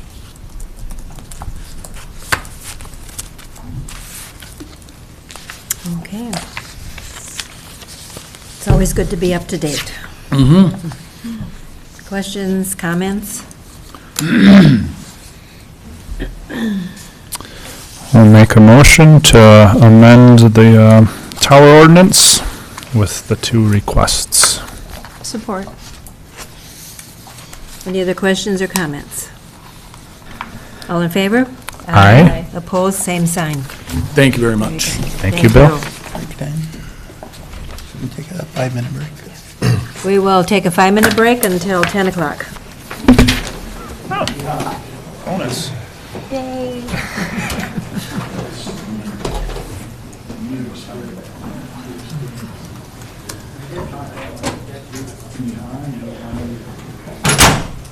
I like your shirt, Myron. I like your shirt too, David. It struck me. Is that right? Yeah. I've had it a long time. Oh, the crease. I noticed the creases Right up here, yeah. on your sleeve. It's even. I do iron. Yeah. Traditional. It was funny. I forget which hotel we were at. 4 or 5. We didn't have an iron. I was just like, what am I gonna do? Because I just usually just crumple everything and throw it away. So what do you think about this? Well, I'm getting. I was pretty open.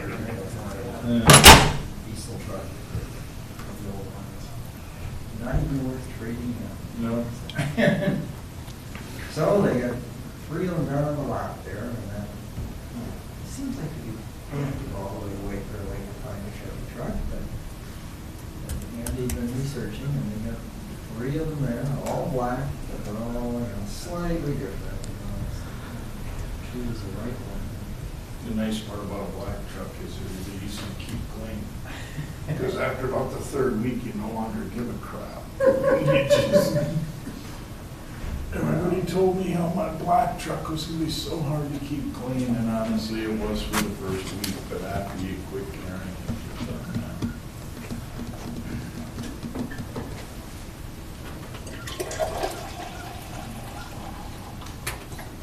See who's gonna drive back after the selection, maybe, or stay overnight. See like that,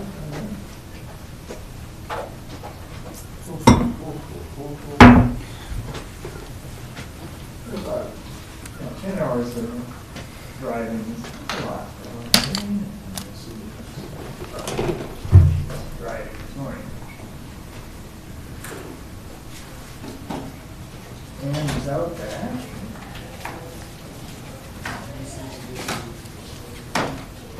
I suppose that truck is pretty close to a $70,000 kind of.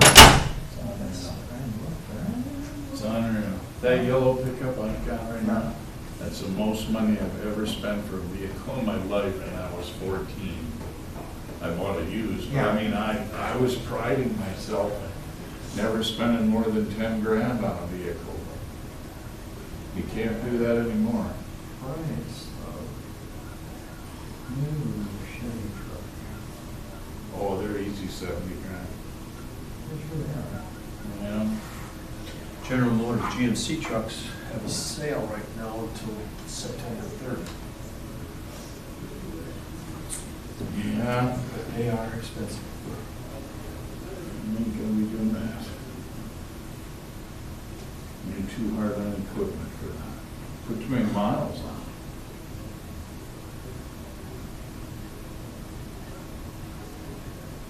Yeah, they kick off Silverado 2500 HD.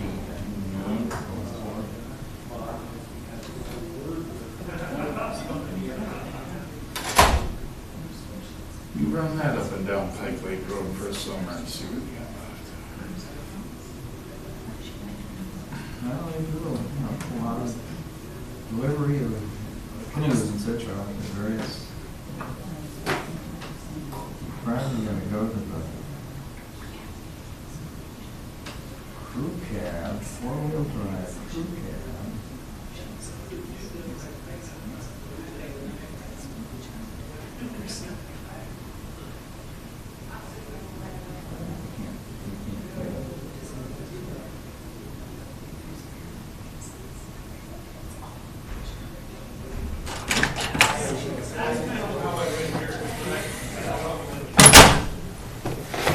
Tendonitis, huh? Yeah, my hand goes numb if I don't keep that pinched, so. I used to get that from smallmouth bass fishing crankbaits. I did, the constant pull on that crankbait. You get it so bad you couldn't even open the lid of your thermos. Yeah, it just starts up in my shoulder and freezing my arms dead. Probably kill a normal man. No option, 60,000. No. Doesn't take much to make me nervous. By the time he gets, if he's able to get it for 60,000 with option, about 1,000 off, so, probably a $70,000 truck. No thanks. All right, well, I'd like to say it's been riveting, but But you're not. I think I'm moving on. What? We're getting to the fun stuff. What, budget? Decisions on governance moving forward and board meeting schedule, so you know when to be here next.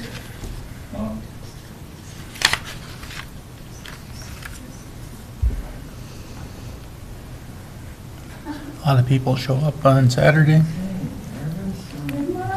We only fed maybe 70, 80. 6 resorts up on basketball. Oh, I mean, it was thick. In the 40s. Okay, and it never did, but it burned off in the teens. I have How could you, you know? Did anybody fly in? So I gotta think that. Yeah, I was out fishing. I mean, did they get a turnout or? Yeah, there was probably In the 40s. 50 Sold in the 60s, or better. 70s, like the one on Brule. We got more than I thought we We did. came here in 86, that was sold in 84. People came out, we had a lot of flames on the aprons. So if I could get all those pieces together, Look at stuff that over. was looking crazy. Well, one of the things that I've been hearing lately Yeah. is that the appraisal is That's the one that I, at least twice as largely dependent on Yeah. like that aren't Yeah. I got a new, oh, this is the, wow. a million acres. You know? You can't quite. I wait, you know, I was gonna wait, But one thing that Rich Space and then I had so many points, I have a Best Buy credit card, and if I would've waited till this came out, I'd have lost Yeah. $150 in there's all points. that potential. Because I just saved them up till I That's what had. I do, the points and the Right. rebates. And then I the thought- There refunds. are entities And that then now might with do this that one, as wow, another I should- factor. And he said he got. Do they make one smaller than? Oh, I bet so. Well, that's what I was trying to talk to Stan about, because they have 3 now, and this is the cheap one, but I think the one that's one step more expensive is a little smaller. Okay. Because it's a 6.1 and a difference in weight. 6.5, I know. That's what I don't like about this one. But So the first I time made a decision, and I think I made a wrong one. Well, first time in my life, I went to the Apple store and stood in line on release date, just to do it, for fun. Right. Okay, so we're back here to the next item on the agenda from the auditor, Brady. Madam Chair, so the county has to approve a proposed levy each year by September 30th, and this is the last meeting, so we should call a special meeting. You'll have to approve one today. And so this recommendation really is, the committee didn't take a vote. You know, the budget committee looked at this. You've looked at this too as a full board generally. Some of the details have changed a little bit, but basically it's what you saw in August with the slight I call it slight, but the increase in the capital reserves, which bring the number up to 6.05%. Initially, we were going to try to capture that entire $337,000, which was that equipment bond that went away. And we only budgeted $250 last year because we had funds available, but that's what it had been. Or I guess $321,000 in the final year here. So we're going to capture all that, but with the BWCA issue and the potential cut of $751,000, that was cut back. There'd been discussion that maybe, you know, we don't know the results of that yet. Maybe we'll know by November, but maybe we should put something in here in the interim because we don't know. We may get some, consideration. So the thought was to raise it to the 6% level in case we get some consideration on the BWCA. So that's why it stands at 6.05. The committee generally, we didn't vote, but generally agreed with that. There was one fairly strong dissent from one member.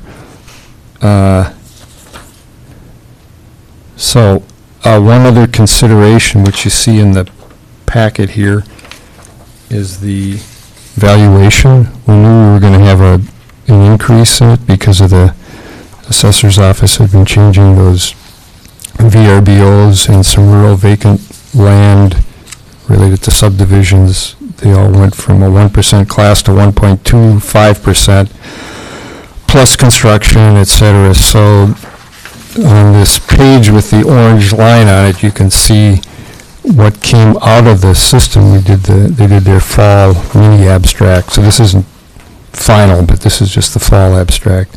So we see a 7.8% increase in the valuation for 2020. And on the next page, you can see that each one of these options, what you'll see is the market value, and this is assuming the market value doesn't change with that 6% levy. Our total tax rate goes down because of that valuation increase, and the 6% levy for, these are homestead properties, actually get a little cut. And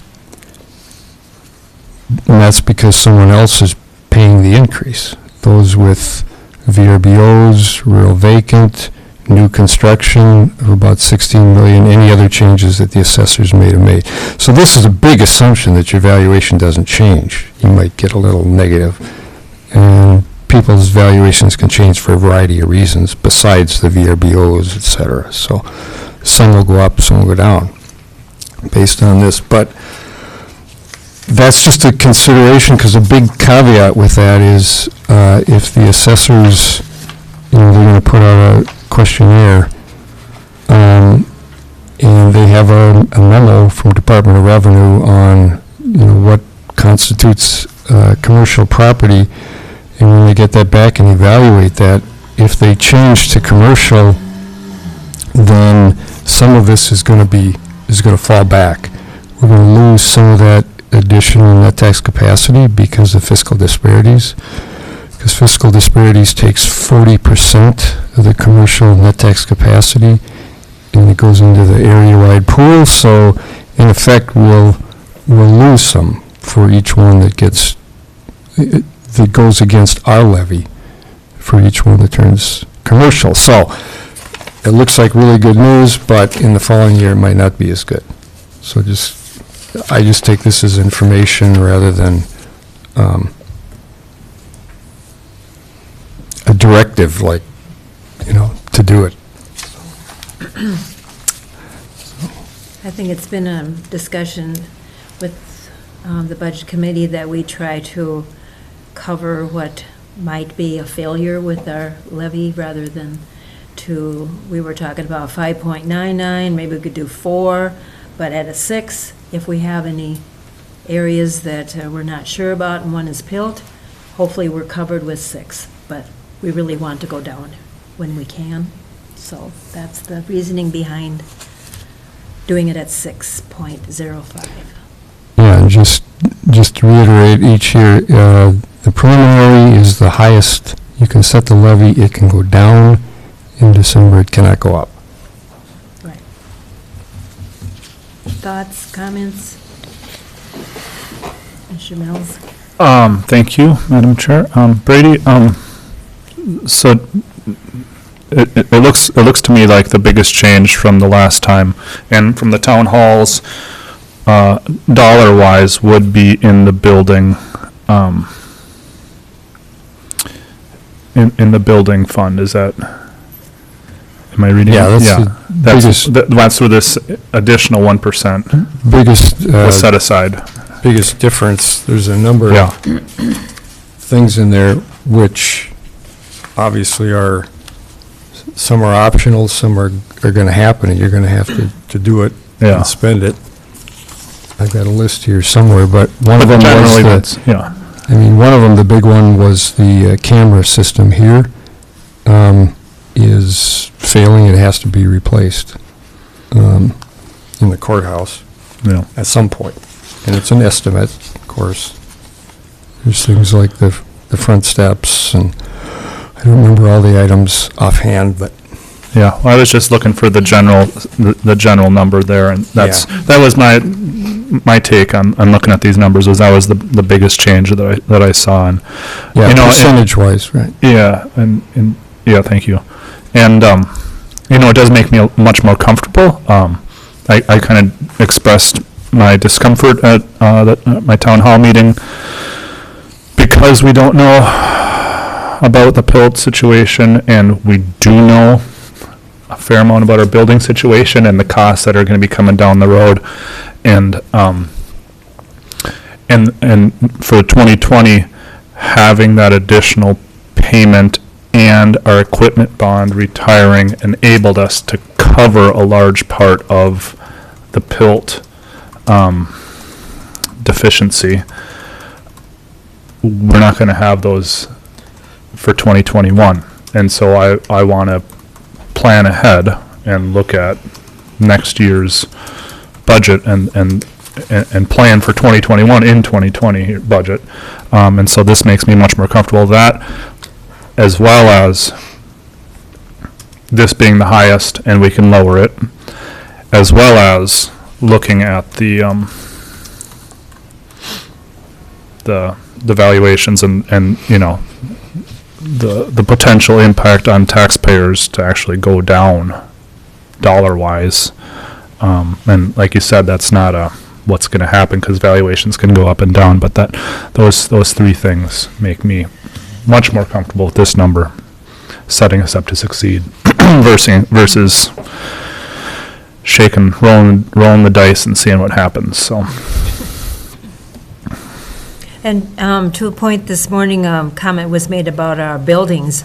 Well, we have about 22 buildings that we need to take care of, and systems and that type of thing. So we have a building committee. They've met a couple of times. They're going to make recommendations for future projects. We already have some in the mill already with the camera system and that type of thing, but we have decisions to make on all that when the building committee brings it forth to us in the next few months for consideration.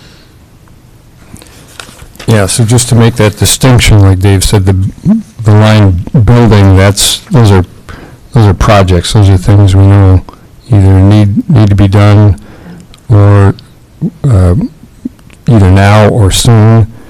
And then the capital reserve number is trying to save to reduce the bonding costs in the future.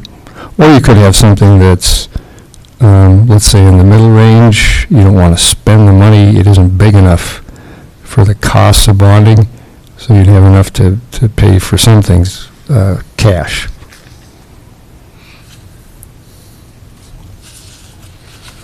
Okay. Any other comments to Brady? Mr. Dukert? Go ahead, Myron. No, go ahead. I just want to apologize if I throw up during this meeting. This is not easy.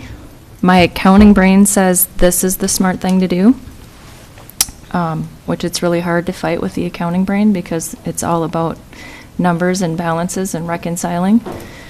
Homestead is just one piece of our taxpayers. There are other classifications, like 100. And I'm more comfortable, as Dave said, being at 6% with a reduction to the homestead owners because I think they face the biggest impact. But we also made some promises to the community that we would stay within a range.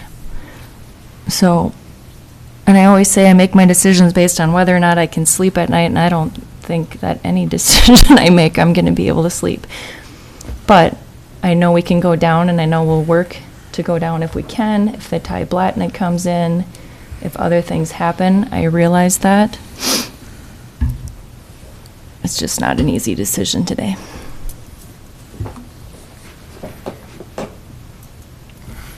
Yeah, this is my third budget cycle I've been here.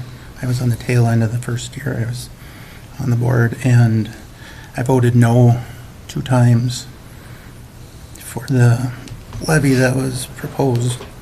And I think, there's a lot of, has anyone took into consideration that the hospital levy is going up this year as well? The people are getting hit from all sides here, and, they need a little relief too, the taxpayers do. And I would like to make a motion to set our max levy at 4.75%.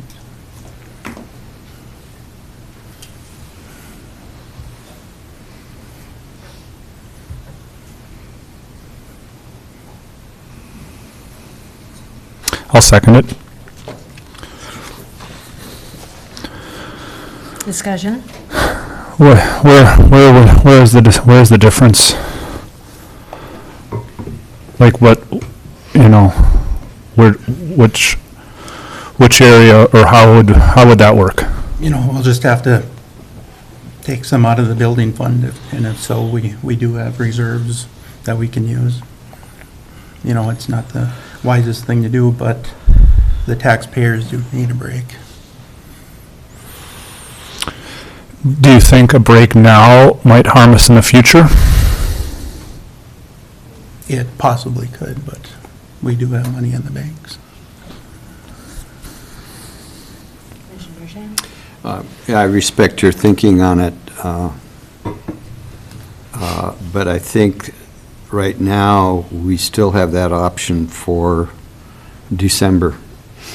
And I think that with what's going on with the Ty Blatnick and the uncertainty of that, it would be better to deal with that when we have more information. I think there'd be far more rationale for 4.75, let's say that we didn't receive what we hoped was a correction in the proposed Ty Blatnick cut right now, $7.5 million for 10 years. And then the issue is going to be, and I know some of us have discussed this, do we raise the levy to cover up for that shortfall, or do we make some cuts? And so I would think that that should be a discussion we should have later. So I'm not opposing what you say. I think it's just the timing.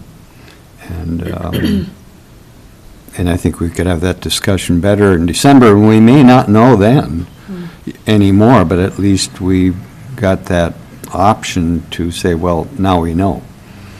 And there's a lot of things that could happen. So I wouldn't support going to 4.75 now, but I certainly would consider it maybe in December if the circumstances are as such that we should.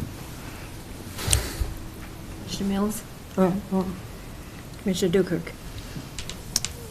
From the history sitting here with the option to set it high and then bring it down, there were other entities that show up on our tax statement that's what they would do. They would set it high, they would get the slap in the face, and then they would drop it down. And they made a concerted effort years ago to just say, this is what it's going to cost. We're going to take the ups and downs and the hits and whatever may be for making that decision. And they set their maximum levy at what they honestly believe will be their final levy, so that people don't get that huge shock when they open their preliminary tax statement. And so if the feeling is that in December we may end up at 4.75,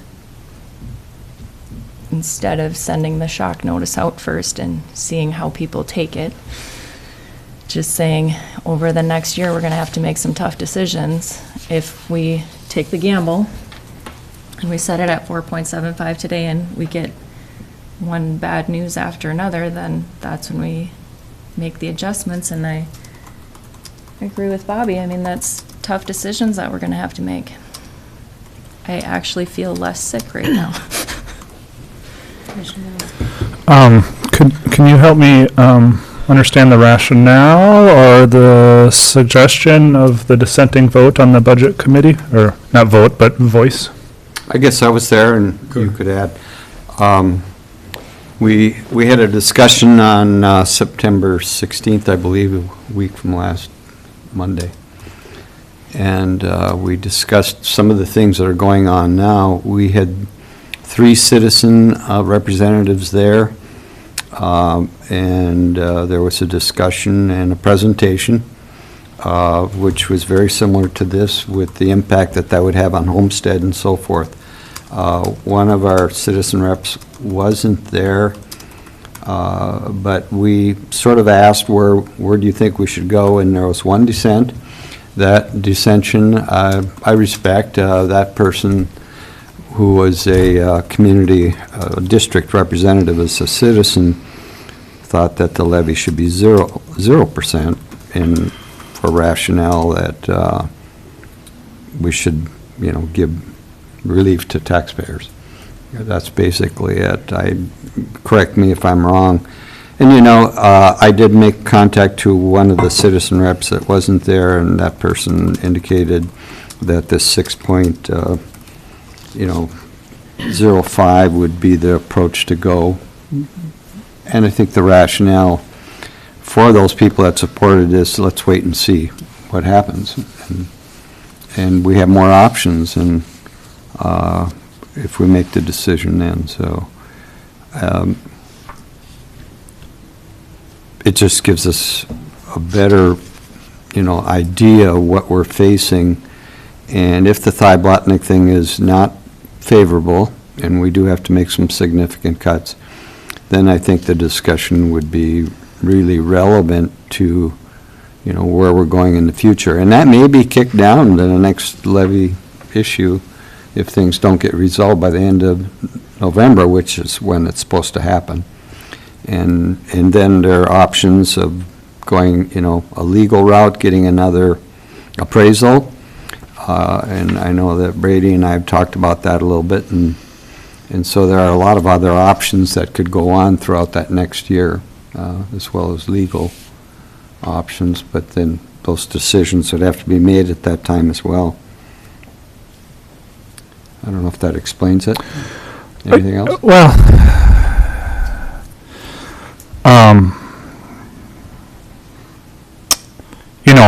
to give even more relief, we could have a negative 5% levy. It's like, where do you draw the line? What's most responsible? 0%, negative 5%, 4.75%. It's just what I believe we need to be doing is looking ahead and seeing what hurdles there are and how we can best navigate those, how we can best plan for those. And there are certainly things we don't know. If say we do set it at 4.75%, and we get the statement, is that going to be like a reduction in taxes of $34 a year instead of 17? Like,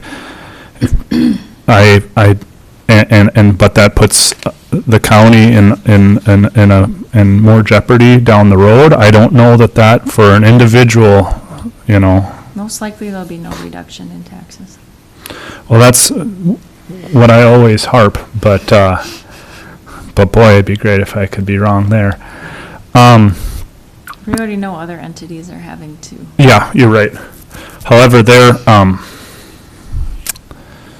and we can't set our levy based on what other people set theirs at. We have expenses, we have obligations, we have mandated services that we must provide. We can't look at what everyone else is doing and say, oh, we'll reduce services so that other entities can maintain theirs. And we just can't do that. Right.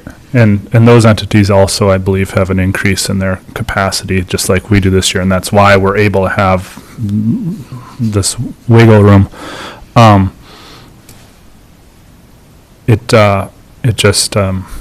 guess I don't have, I'd be really curious to know where where the 0%, where those dollars would come from if we just take it from reserves again.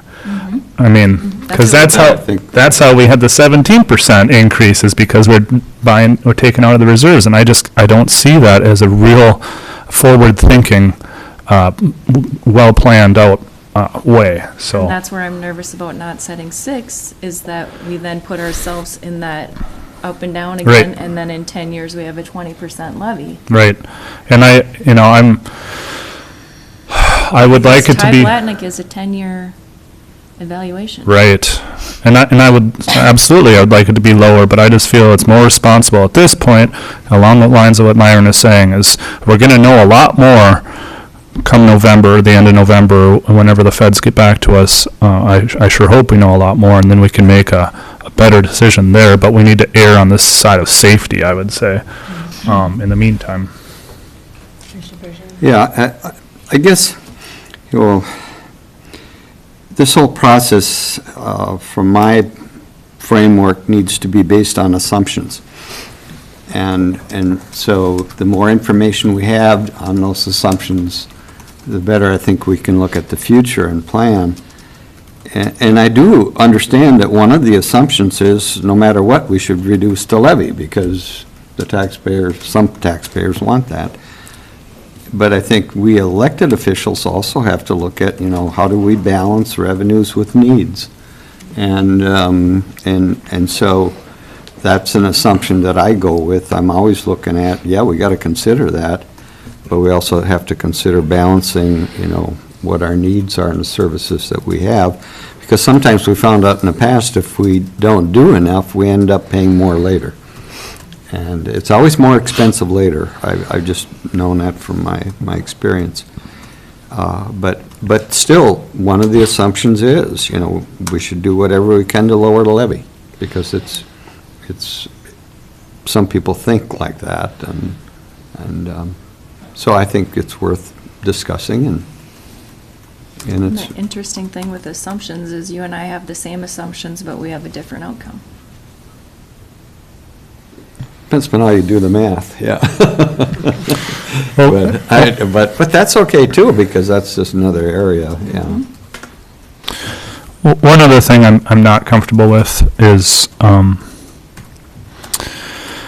I know we can only do so much at a time, but just our highway dollars, that's gonna be, we're kind of kicking the can down the road there. And so, between the highway dollars and building dollars, it's just,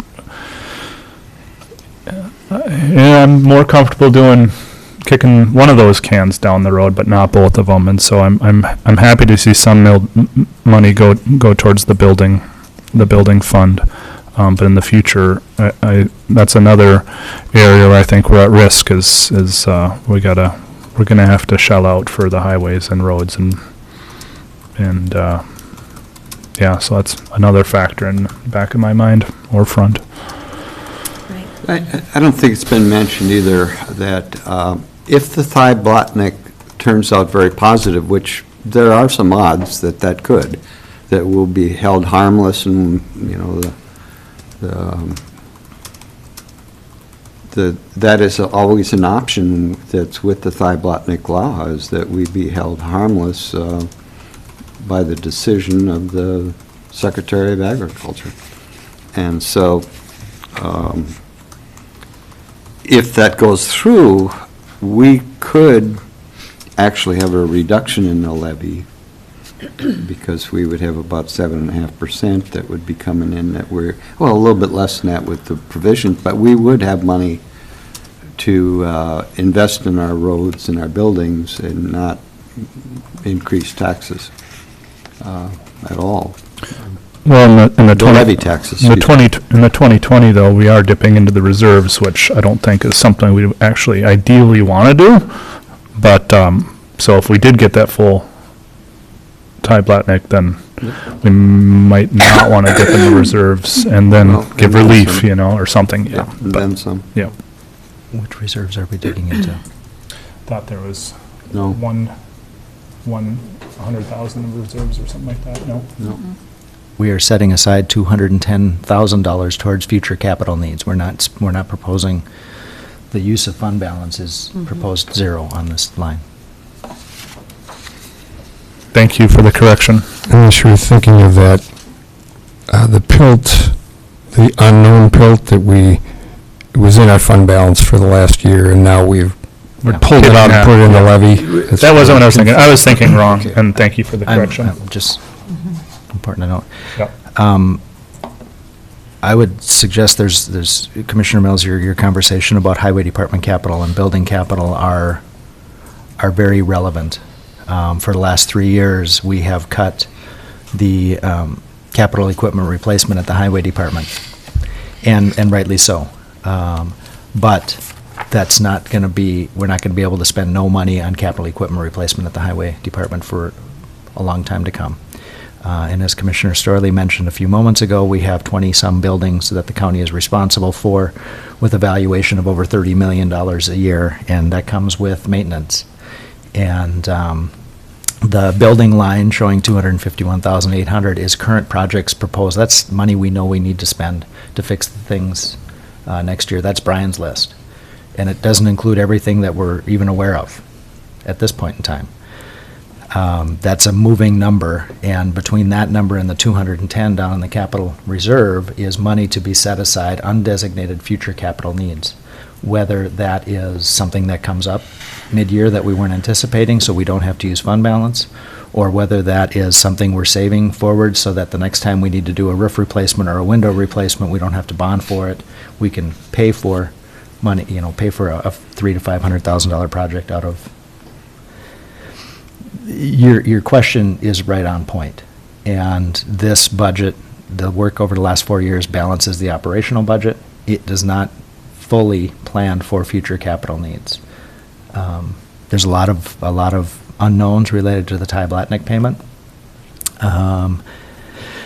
And you're asking a lot of very good questions about what's the impact of this number versus this number versus this number. And I know it's a sensitive issue, but when we look up a page and we look at the mill rate, the tax, the levy divided by the tax capacity of the county, we're still in the very bottom. We're in the bottom 10 of the counties in the state of Minnesota. And we're required to provide the same level of service, the same services that the rest of the counties are. The county tax rate is not high compared to other regional counties and compared across the state.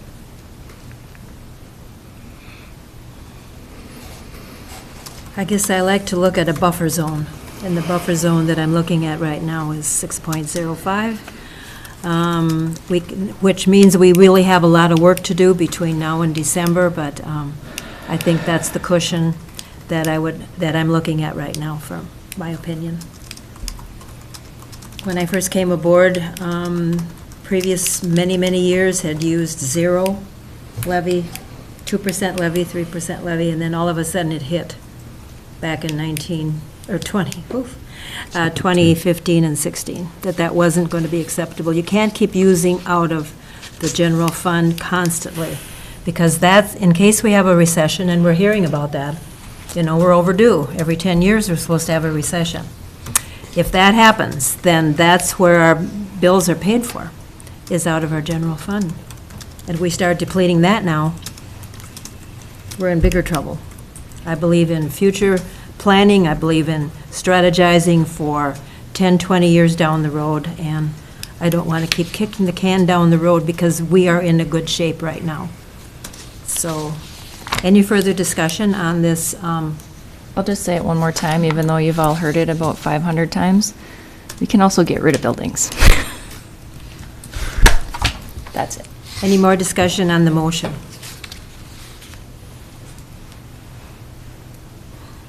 So we've had a motion and a second to set the levy at 4.75%. All in favor? Aye. Opposed, same sign. Aye. Aye. So we're back to square one. Any discussion on 6.05 again? Well, I'll make the motion to set it at 6.05. I'll second. Any discussion on that? Madam Chair? Yes. we are all taxpayers. We all would like relief, from I'm assuming, from my perspective, what gives me, the most, leverage as an individual, is to have some stability and to to have a plan, to see what can I expect, what can I plan on, and where can I go, and that's why I feel so strongly about not riding the roller coaster of levies and just forward. I don't want it to be upward necessarily, but forward. And I do believe that this sets us up to have a stable trajectory. It's maybe not ideal, but that's a compromise. Thank you. Commissioner Deschamps? That roller coaster can change every year, though, just with one bid from our health insurance. Yeah. Well, that's kind of the argument to set it at 6.05. That's good. To be prepared for when that hits. Yeah, but that can go down, that can go up.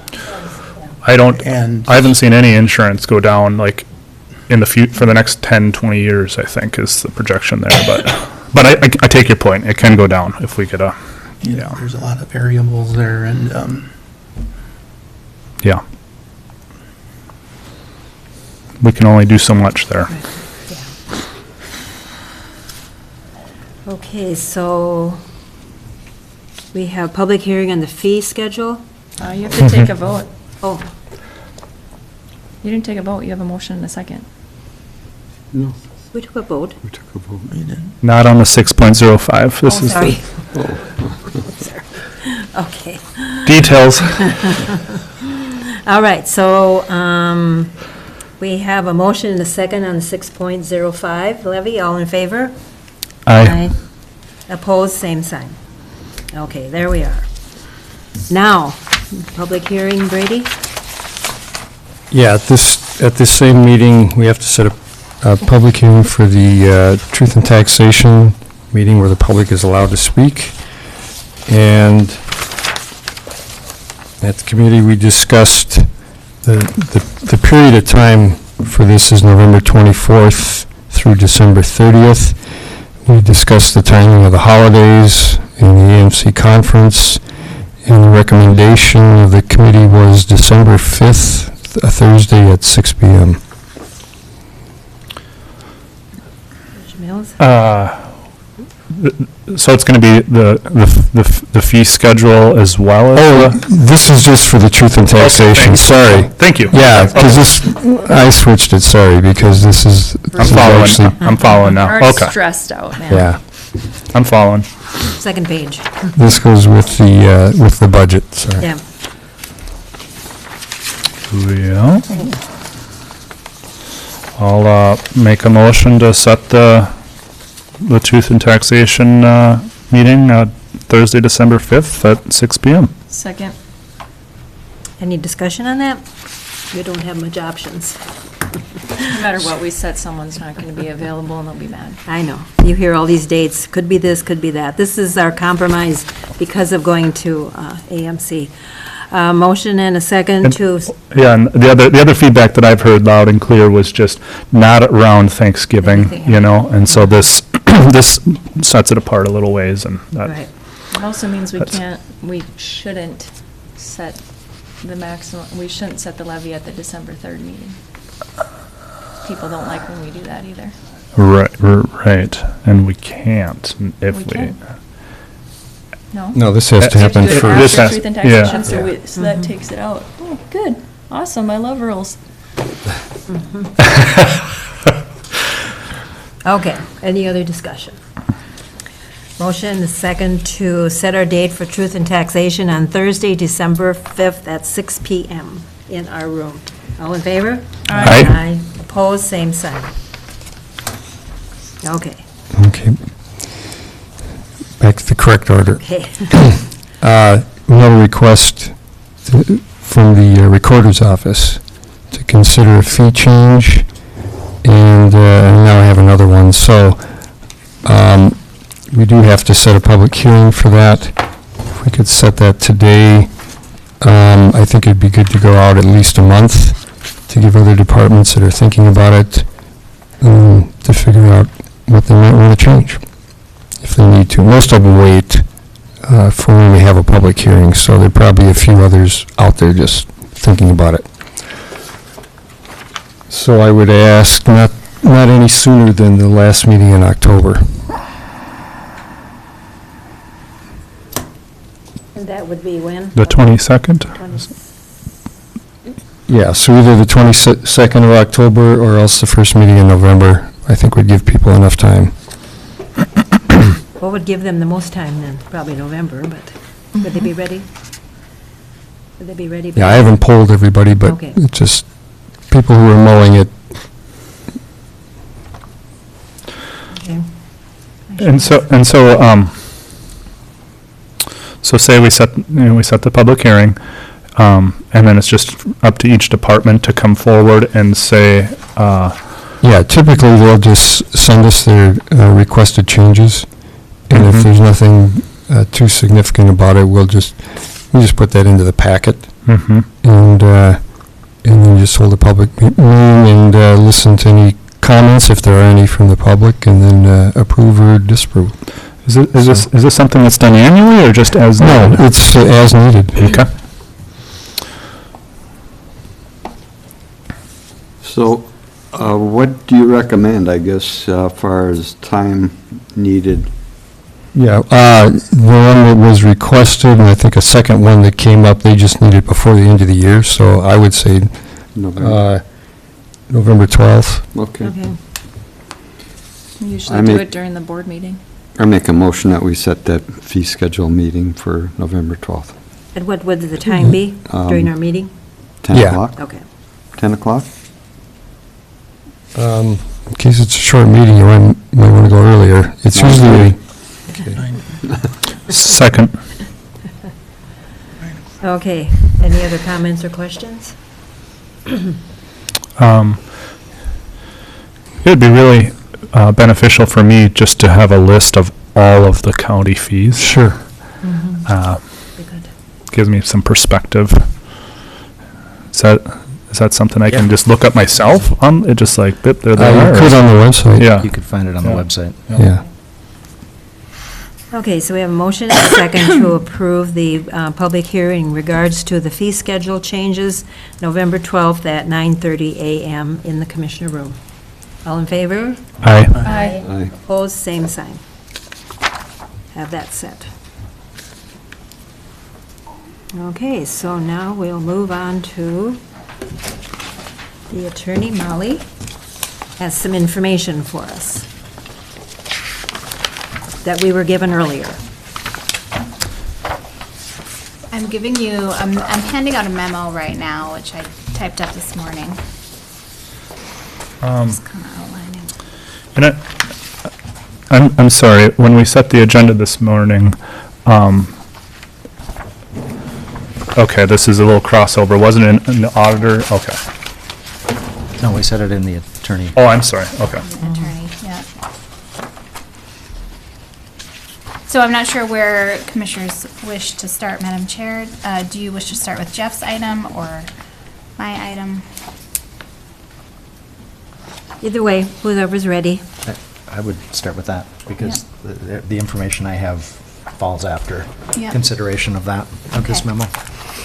So, as I understand it, commissioners wish to have an update after Jeff and Brady and I spoke last week about how to kind of fill the gaps while the county administrator position is vacant and while commissioners decide what they want to do for next steps. So, in this memorandum, I attempted to kind of summarize what our conversation was last week.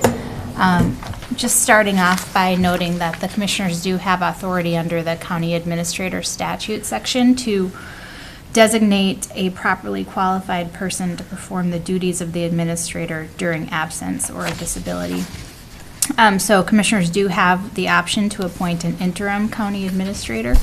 It's up to you whether you want to do that or not. I would suggest that there are a lot of important duties under the role of county administrator, which it may be difficult to handle and to parse out without somebody in that role.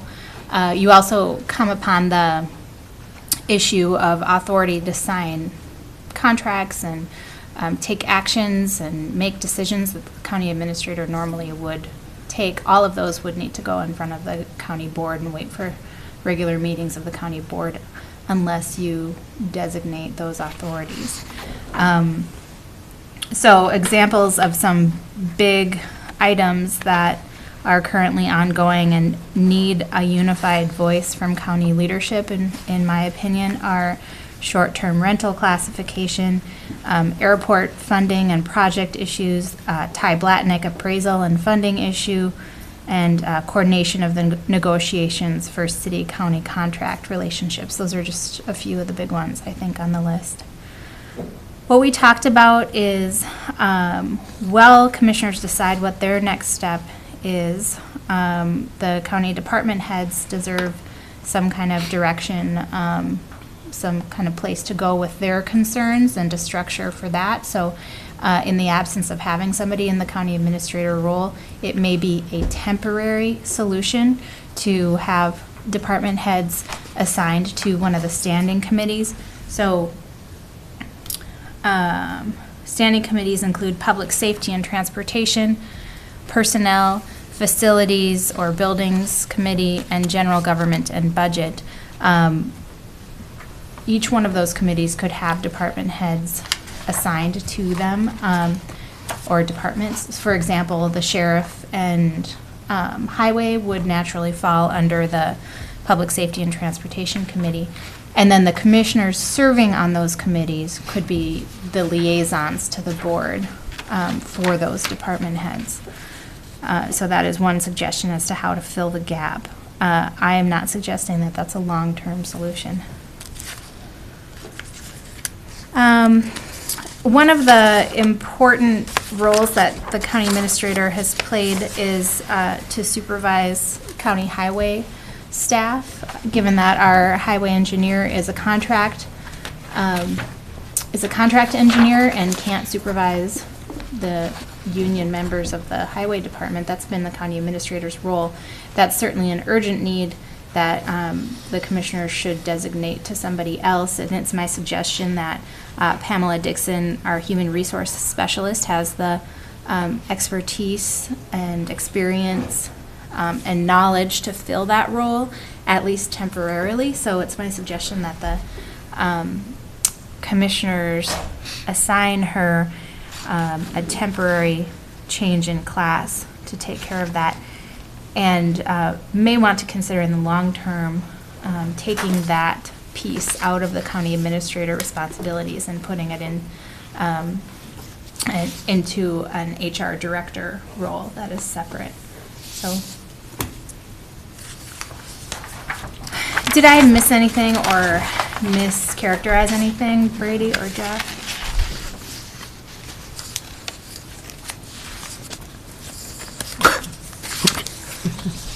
Did you miss anything? I think that's the essence of it. The last sentence I would suggest about the HR director out of class or long-term appointment supervising the highway department would not be a final solution, I would recommend, and responsible for day-to-day supervision, I'm not sure is necessarily a good solution. It might be a necessary interim solution. There is the opportunity to address the contract with the shared engineer agreement and work with PELRA and find if there is some way that we can transfer more of the direct supervision to that contract and that person.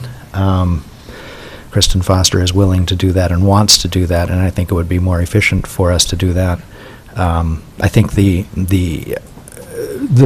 point that Attorney Hickam was making was that in the conversation we had is related to many counties, especially even regional counties, even Lake County, for a very good comparison, they have an HR director. and the line of HR responsibilities that end up on the administrator's desk is pushed way up to the things that are related to contract appeal and mediation and administrative functions, and not directly HR management. So there are a lot of moving pieces. There are more questions than answers. But there are a lot of things that are not coordinated on a day-to-day basis when there's nobody sitting in that desk.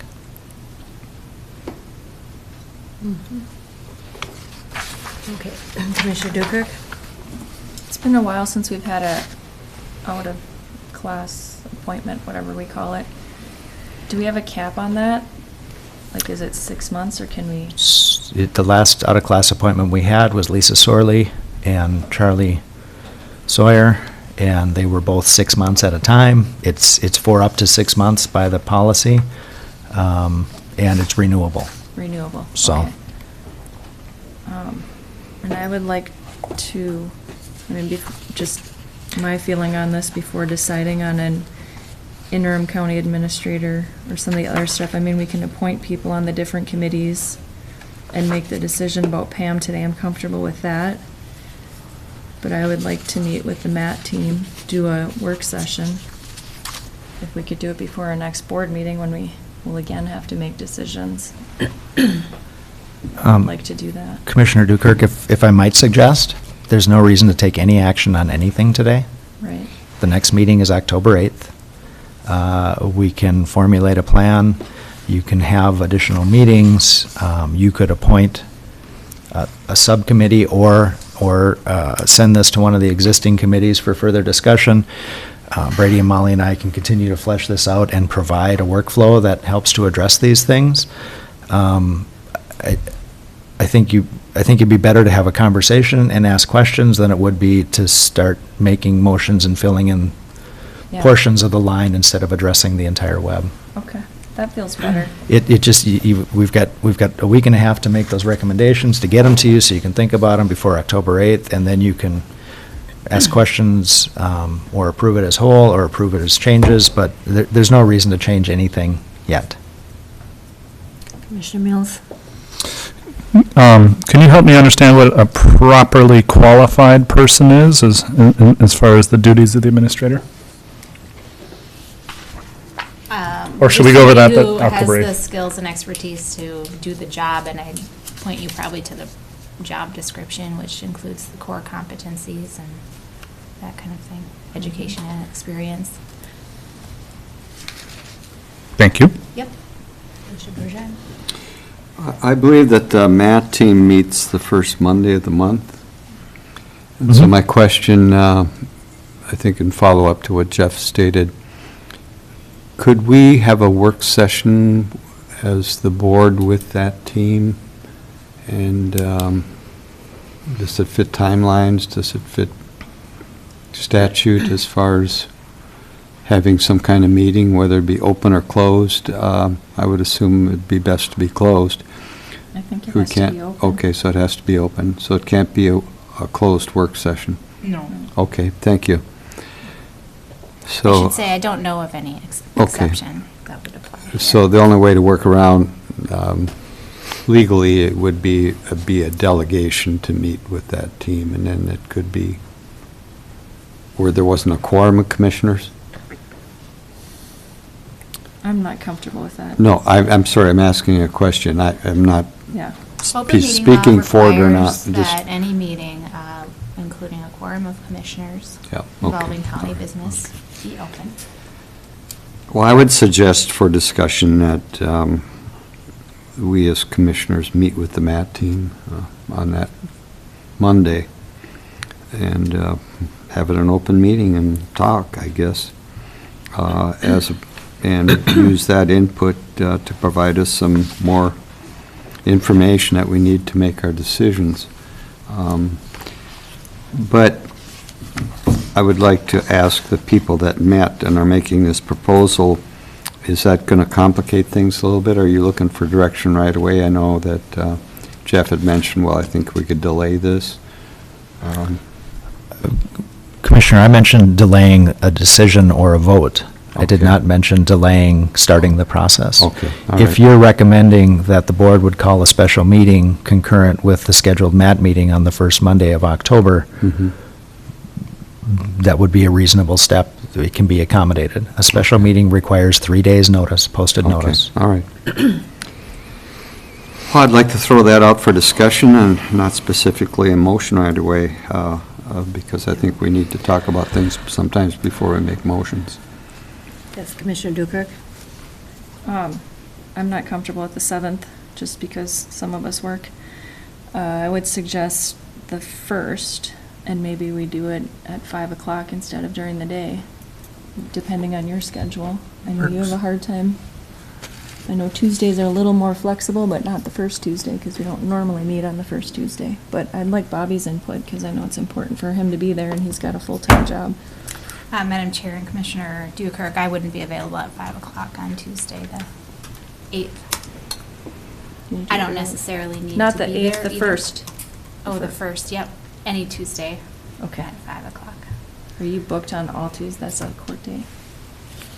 You're talking about 5 o'clock, right? Yep. I have commitments after work on Tuesdays. How about Thursdays? Yeah. The 3rd?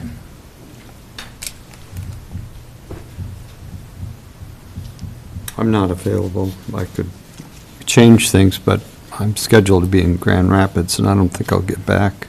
I thought you were leaving the 4th. I have an N-Club meeting yeah. on the 3rd. Okay. How about Wednesday? At North Shore Management Board. That's the problem we run into, is our meetings. And Monday, But I would be willing to, Change the N club? I can't change that. Well, I mean, not go. That would be the change. Well, any of us can change our schedules, I guess. It's a matter of who does it.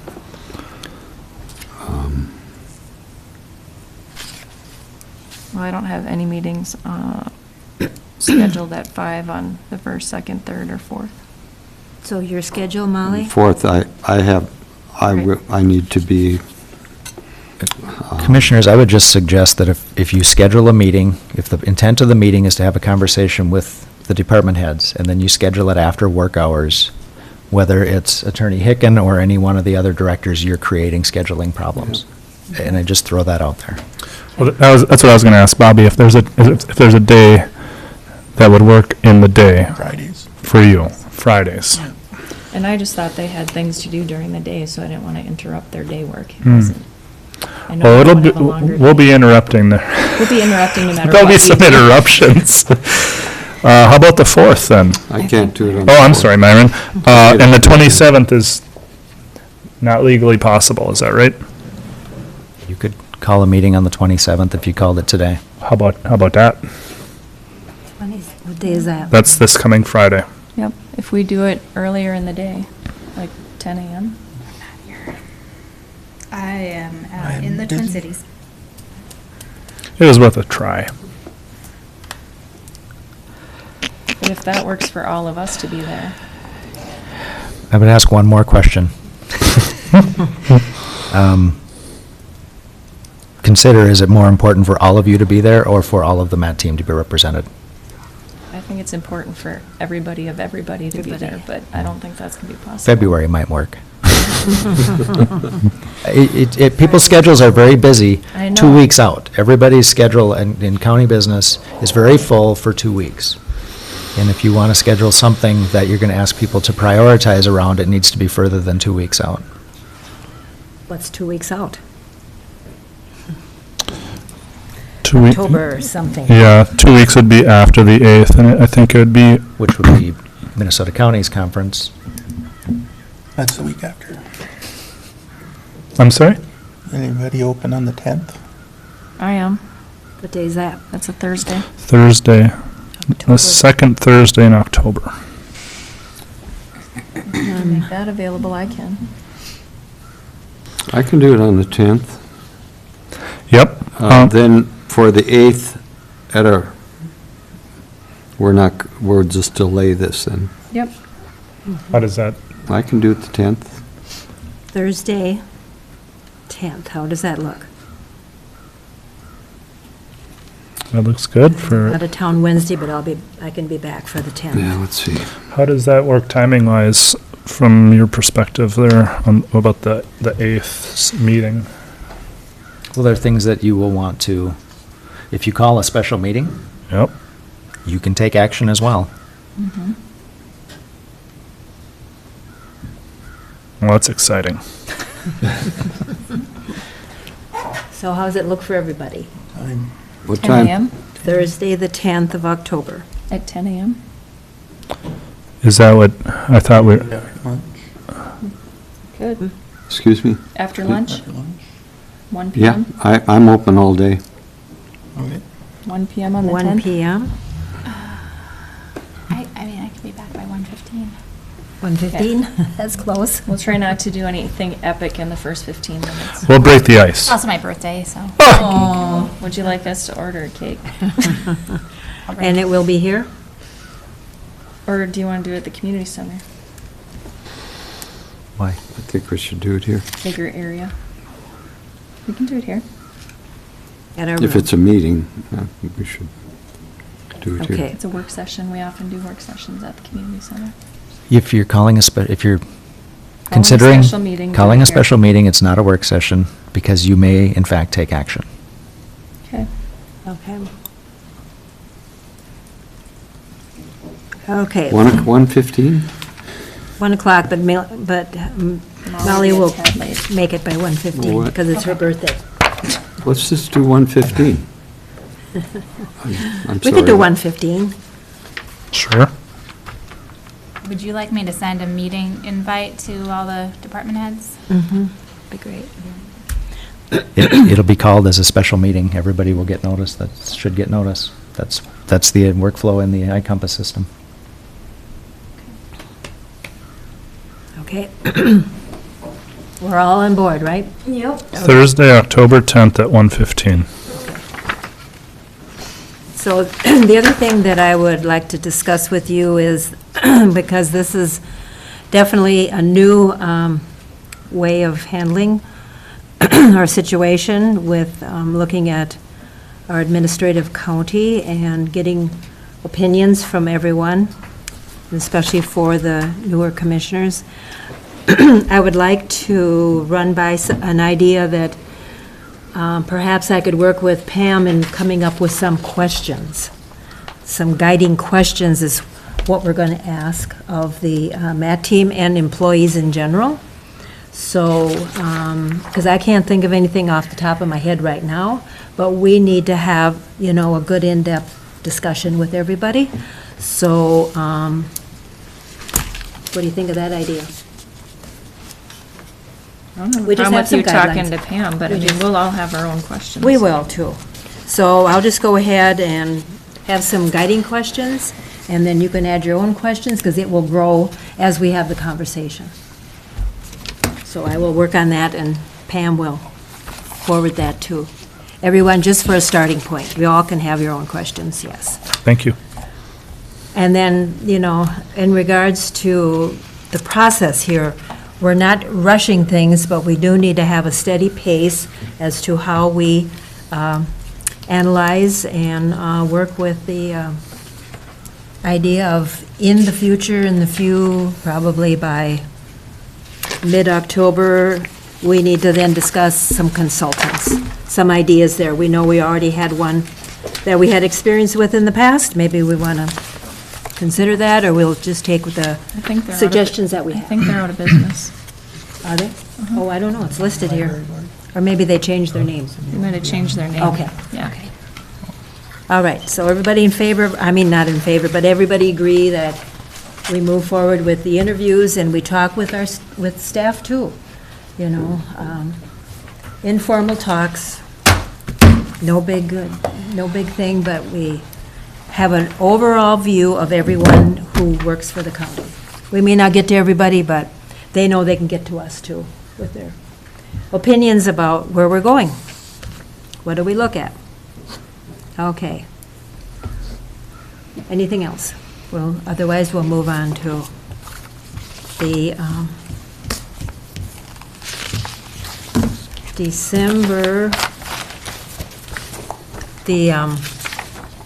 I think we have this, the public administration consultants. Madam Chair, if I could take a couple of things in a little bit different order. Okay. A, the information you requested at the last meeting is summarized in the public administration consultants, which has been appended to the agenda, and I handed out. There are 3 consultants who I contacted on Friday who all said that they would be happy to work with Cook County and discuss with you the options available for that. So their contact information is included. There's an item that I forgot to add this morning because I thought it had been added to the consent agenda, and it didn't.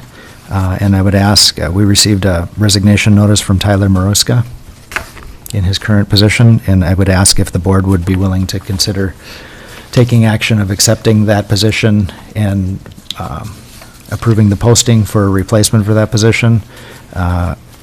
If you'd be willing to do that at this meeting, or if you want us to put that on the next agenda. I'm comfortable with it being added. Make a motion to accept the resignation of Tyler Maruska, and as well as posting the position for hire. Tyler's last day will be October 9th. Okay. Stacy Myron beat me to the second. So we have a motion and a second to accept the Now you owe me. resignation of Tyler Maruska. That little tally. Any other comments or questions? All in favor? Aye. Opposed, same sign. To be posted, okay. Thank you, Madam Chair. Then the December board meeting schedule. I think everybody realizes that the AMC conference, the dates in December are a problem.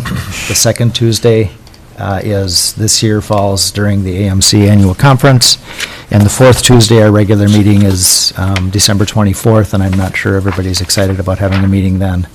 Absolutely. So the one option would be to have a regular meeting on the 3rd, which would be the first Tuesday of the month, and the 17th would be the third Tuesday, and that would take the place of the committee of the whole slot, so it would happen after the Public Health and Human Services Board meeting.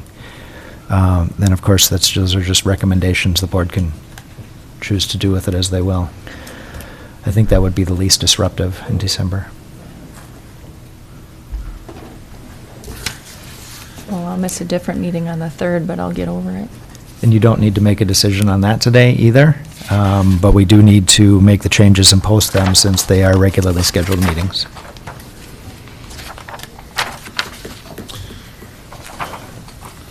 I'll make a motion just to go ahead with rescheduling this. Second.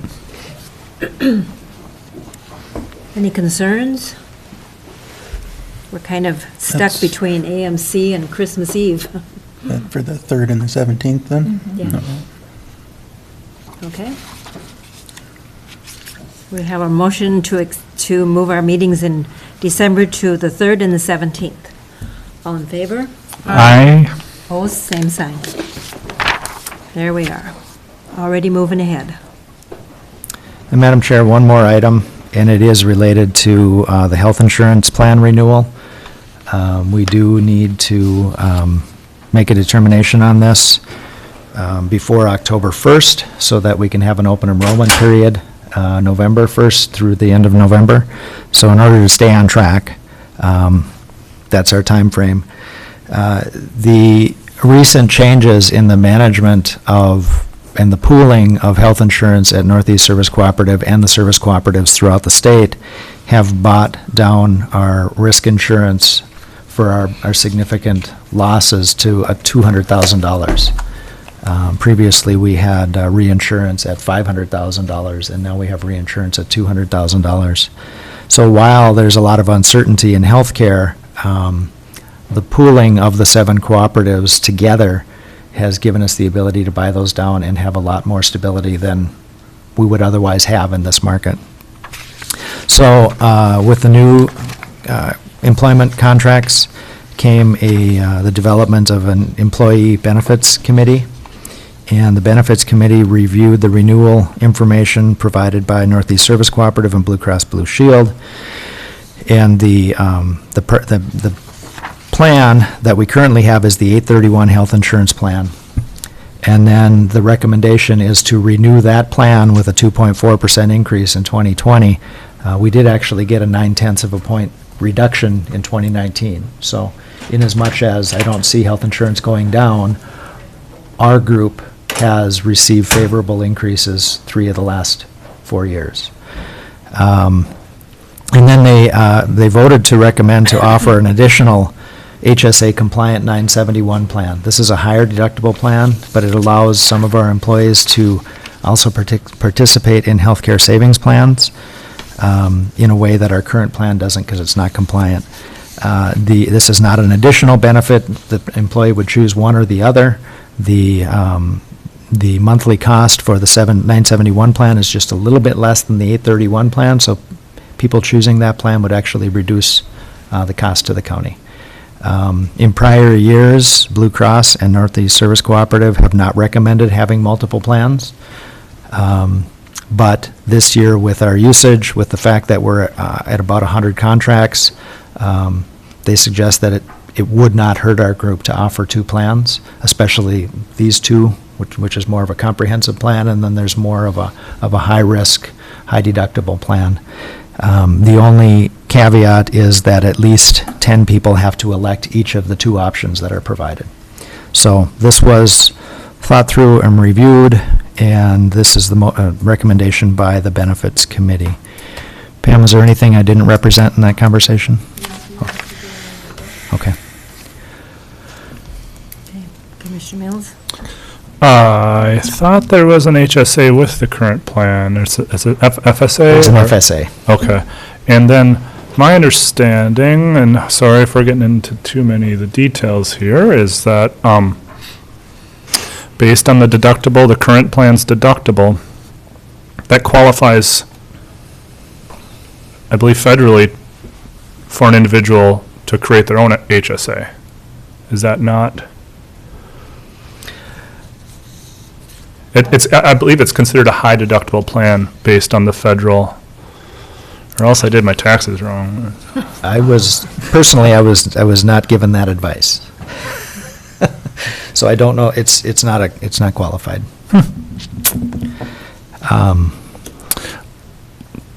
I'll look further into that, maybe with Pam's help.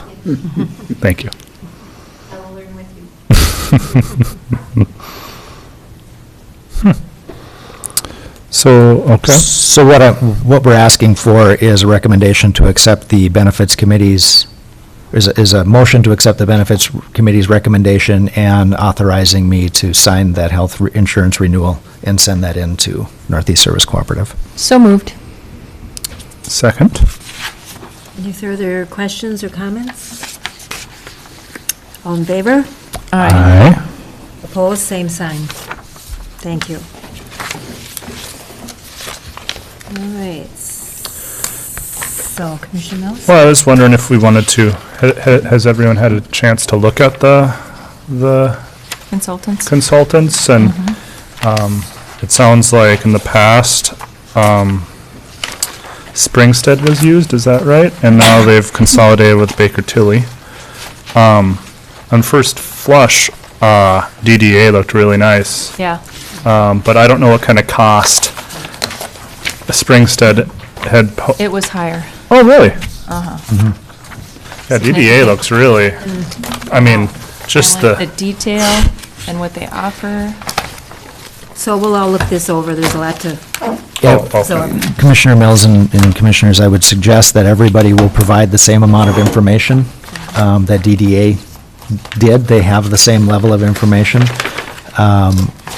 On first blush, the information that the conversation I had with each of them was the same. Each of their responses was different. That they're all qualified to provide the same level of service. But the information that you have before you is kind of it's kind of a menu that you could apply to any one of them. And if you decided which level of service that you wanted to do, you could send something out to each of them and say, hey, this is the kind of help that we think we need. Give us a quote on that. They're all going to provide very, very similar services. thank you, and I was wondering that, it's just, and I thought, I assumed the same things. The thing that still steered me towards DDA, which I will, think further on was just the, for instance, the GovHR has some lists of services. What I really liked about the DDA, and maybe, like you said, it's just what they sent out initially, is really emphasizing, I felt like early on, meeting with department heads and individual meetings with commissioners, and just how if this is their Format. if this is their format, but if this is their emphasis, if this is their first contact, versus GovHR, it's just where that emphasis is. I felt like that, but you know what they say about first impressions. What I will tell you, because all of the administrators in the city and the county and in the state and the region, DDA is currently partnering with AMC. They're providing human resource backup support.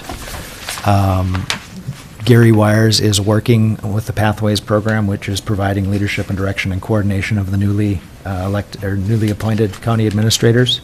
So they're very tied in with AMC and county administration, and right now they're representing more of the searches than either of the other two.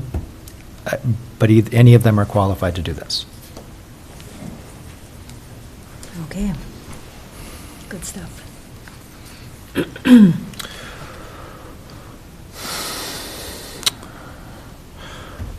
So are our thoughts that we're meeting with the MAT team before we dive into this a little bit? Is that? I would recommend Yes, I would recommend that.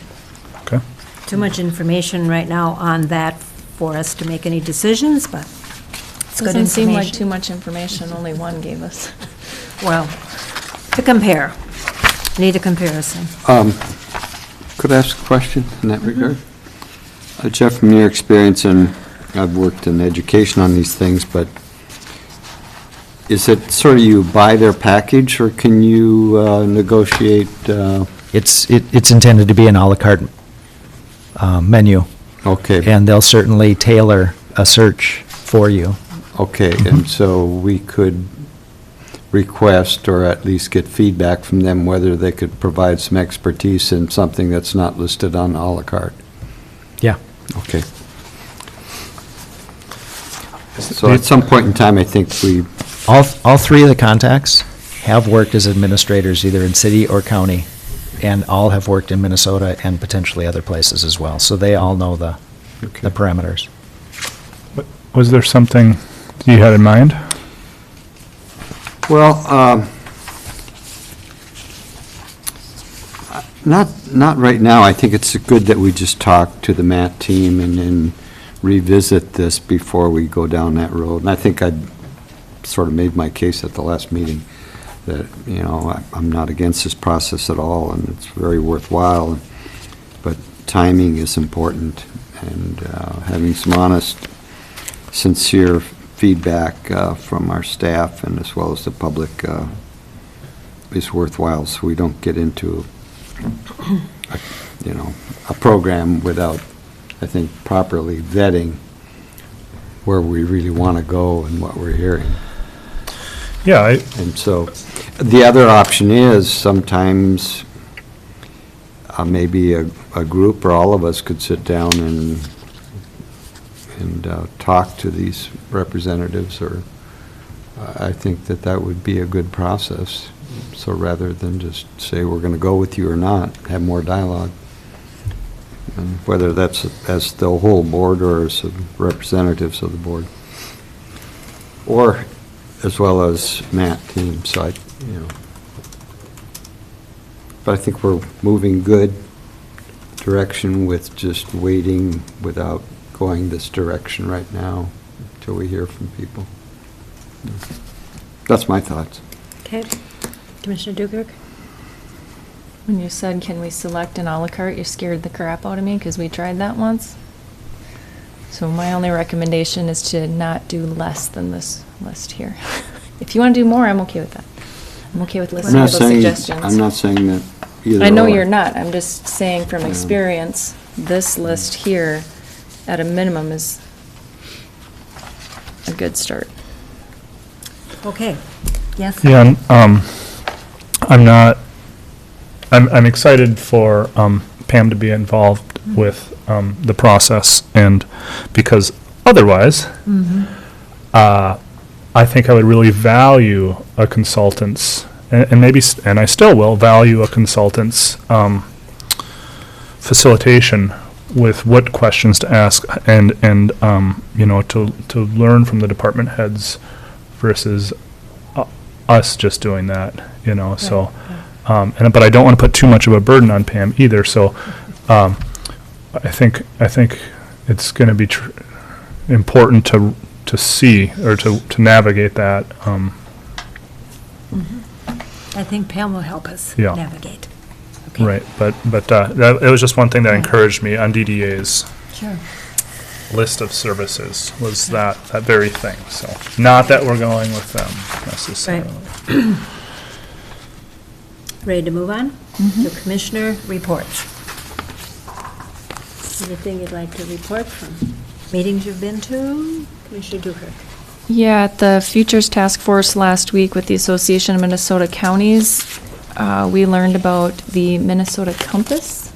It's a data gathering program that you can log in and find information, but as you all know, that information is only as good as what was turned in. So we stumped the panel and did a few other things there, but that doesn't mean it isn't worthwhile to log in and look at minnesotacompass.org. Oh, it's a pretty interesting way of finding different information, and we can use it as we navigate on different committees. And then we spent a really long time talking about the upcoming recession and the already impacts on the ag industry and things that they're facing.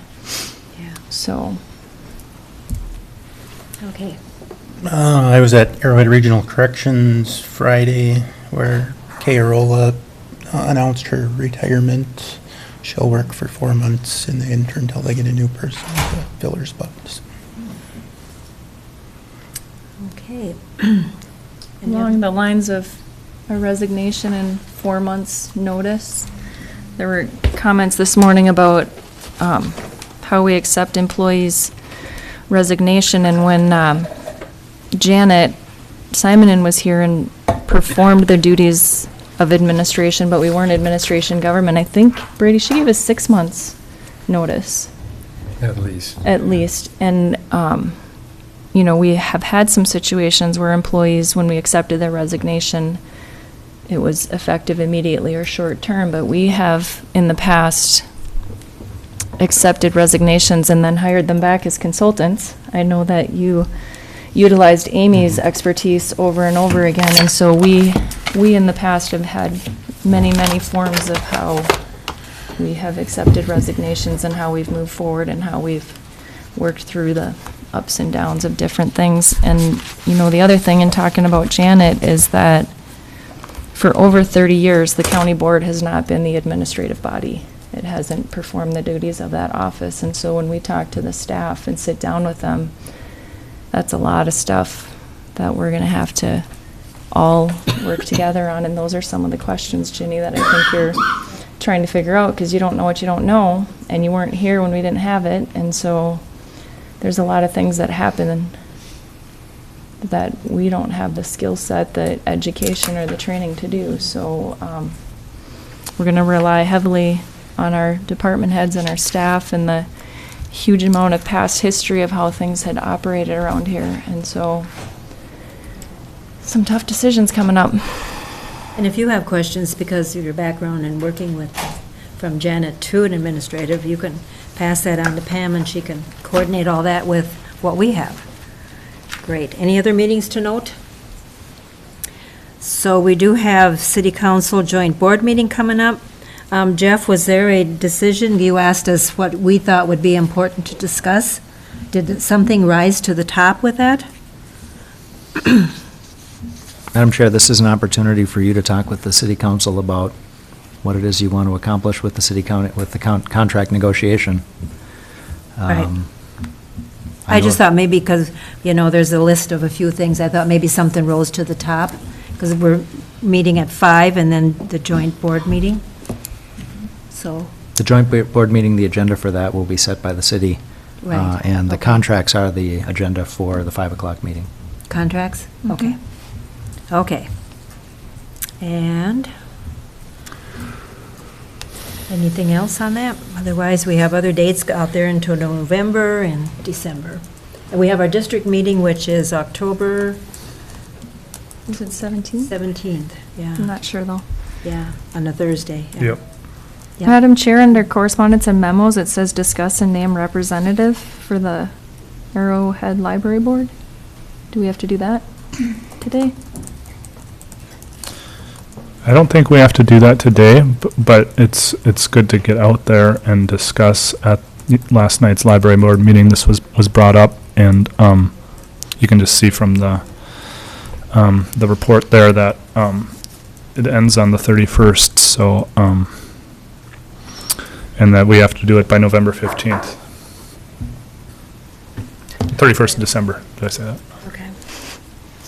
I was hoping you'd tell me which 31st. Yeah, there's a couple of them. But there wasn't a name brought forward by the library board. I don't know if you want to put some feelers out for our board too, but. Commissioners, from an administrative standpoint, with the agenda management software, we purchased the board manager software, and this is exactly what that does. It'll advertise on the portal.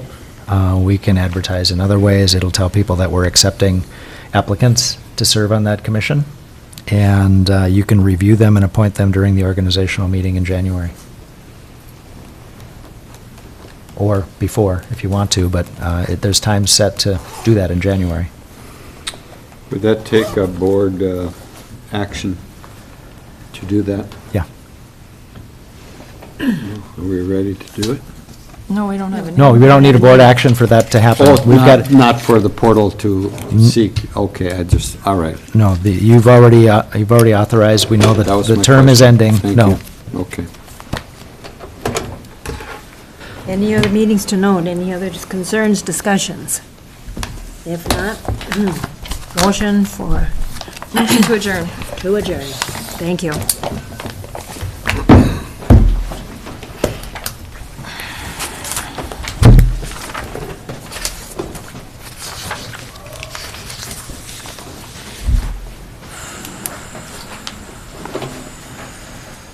Gordon?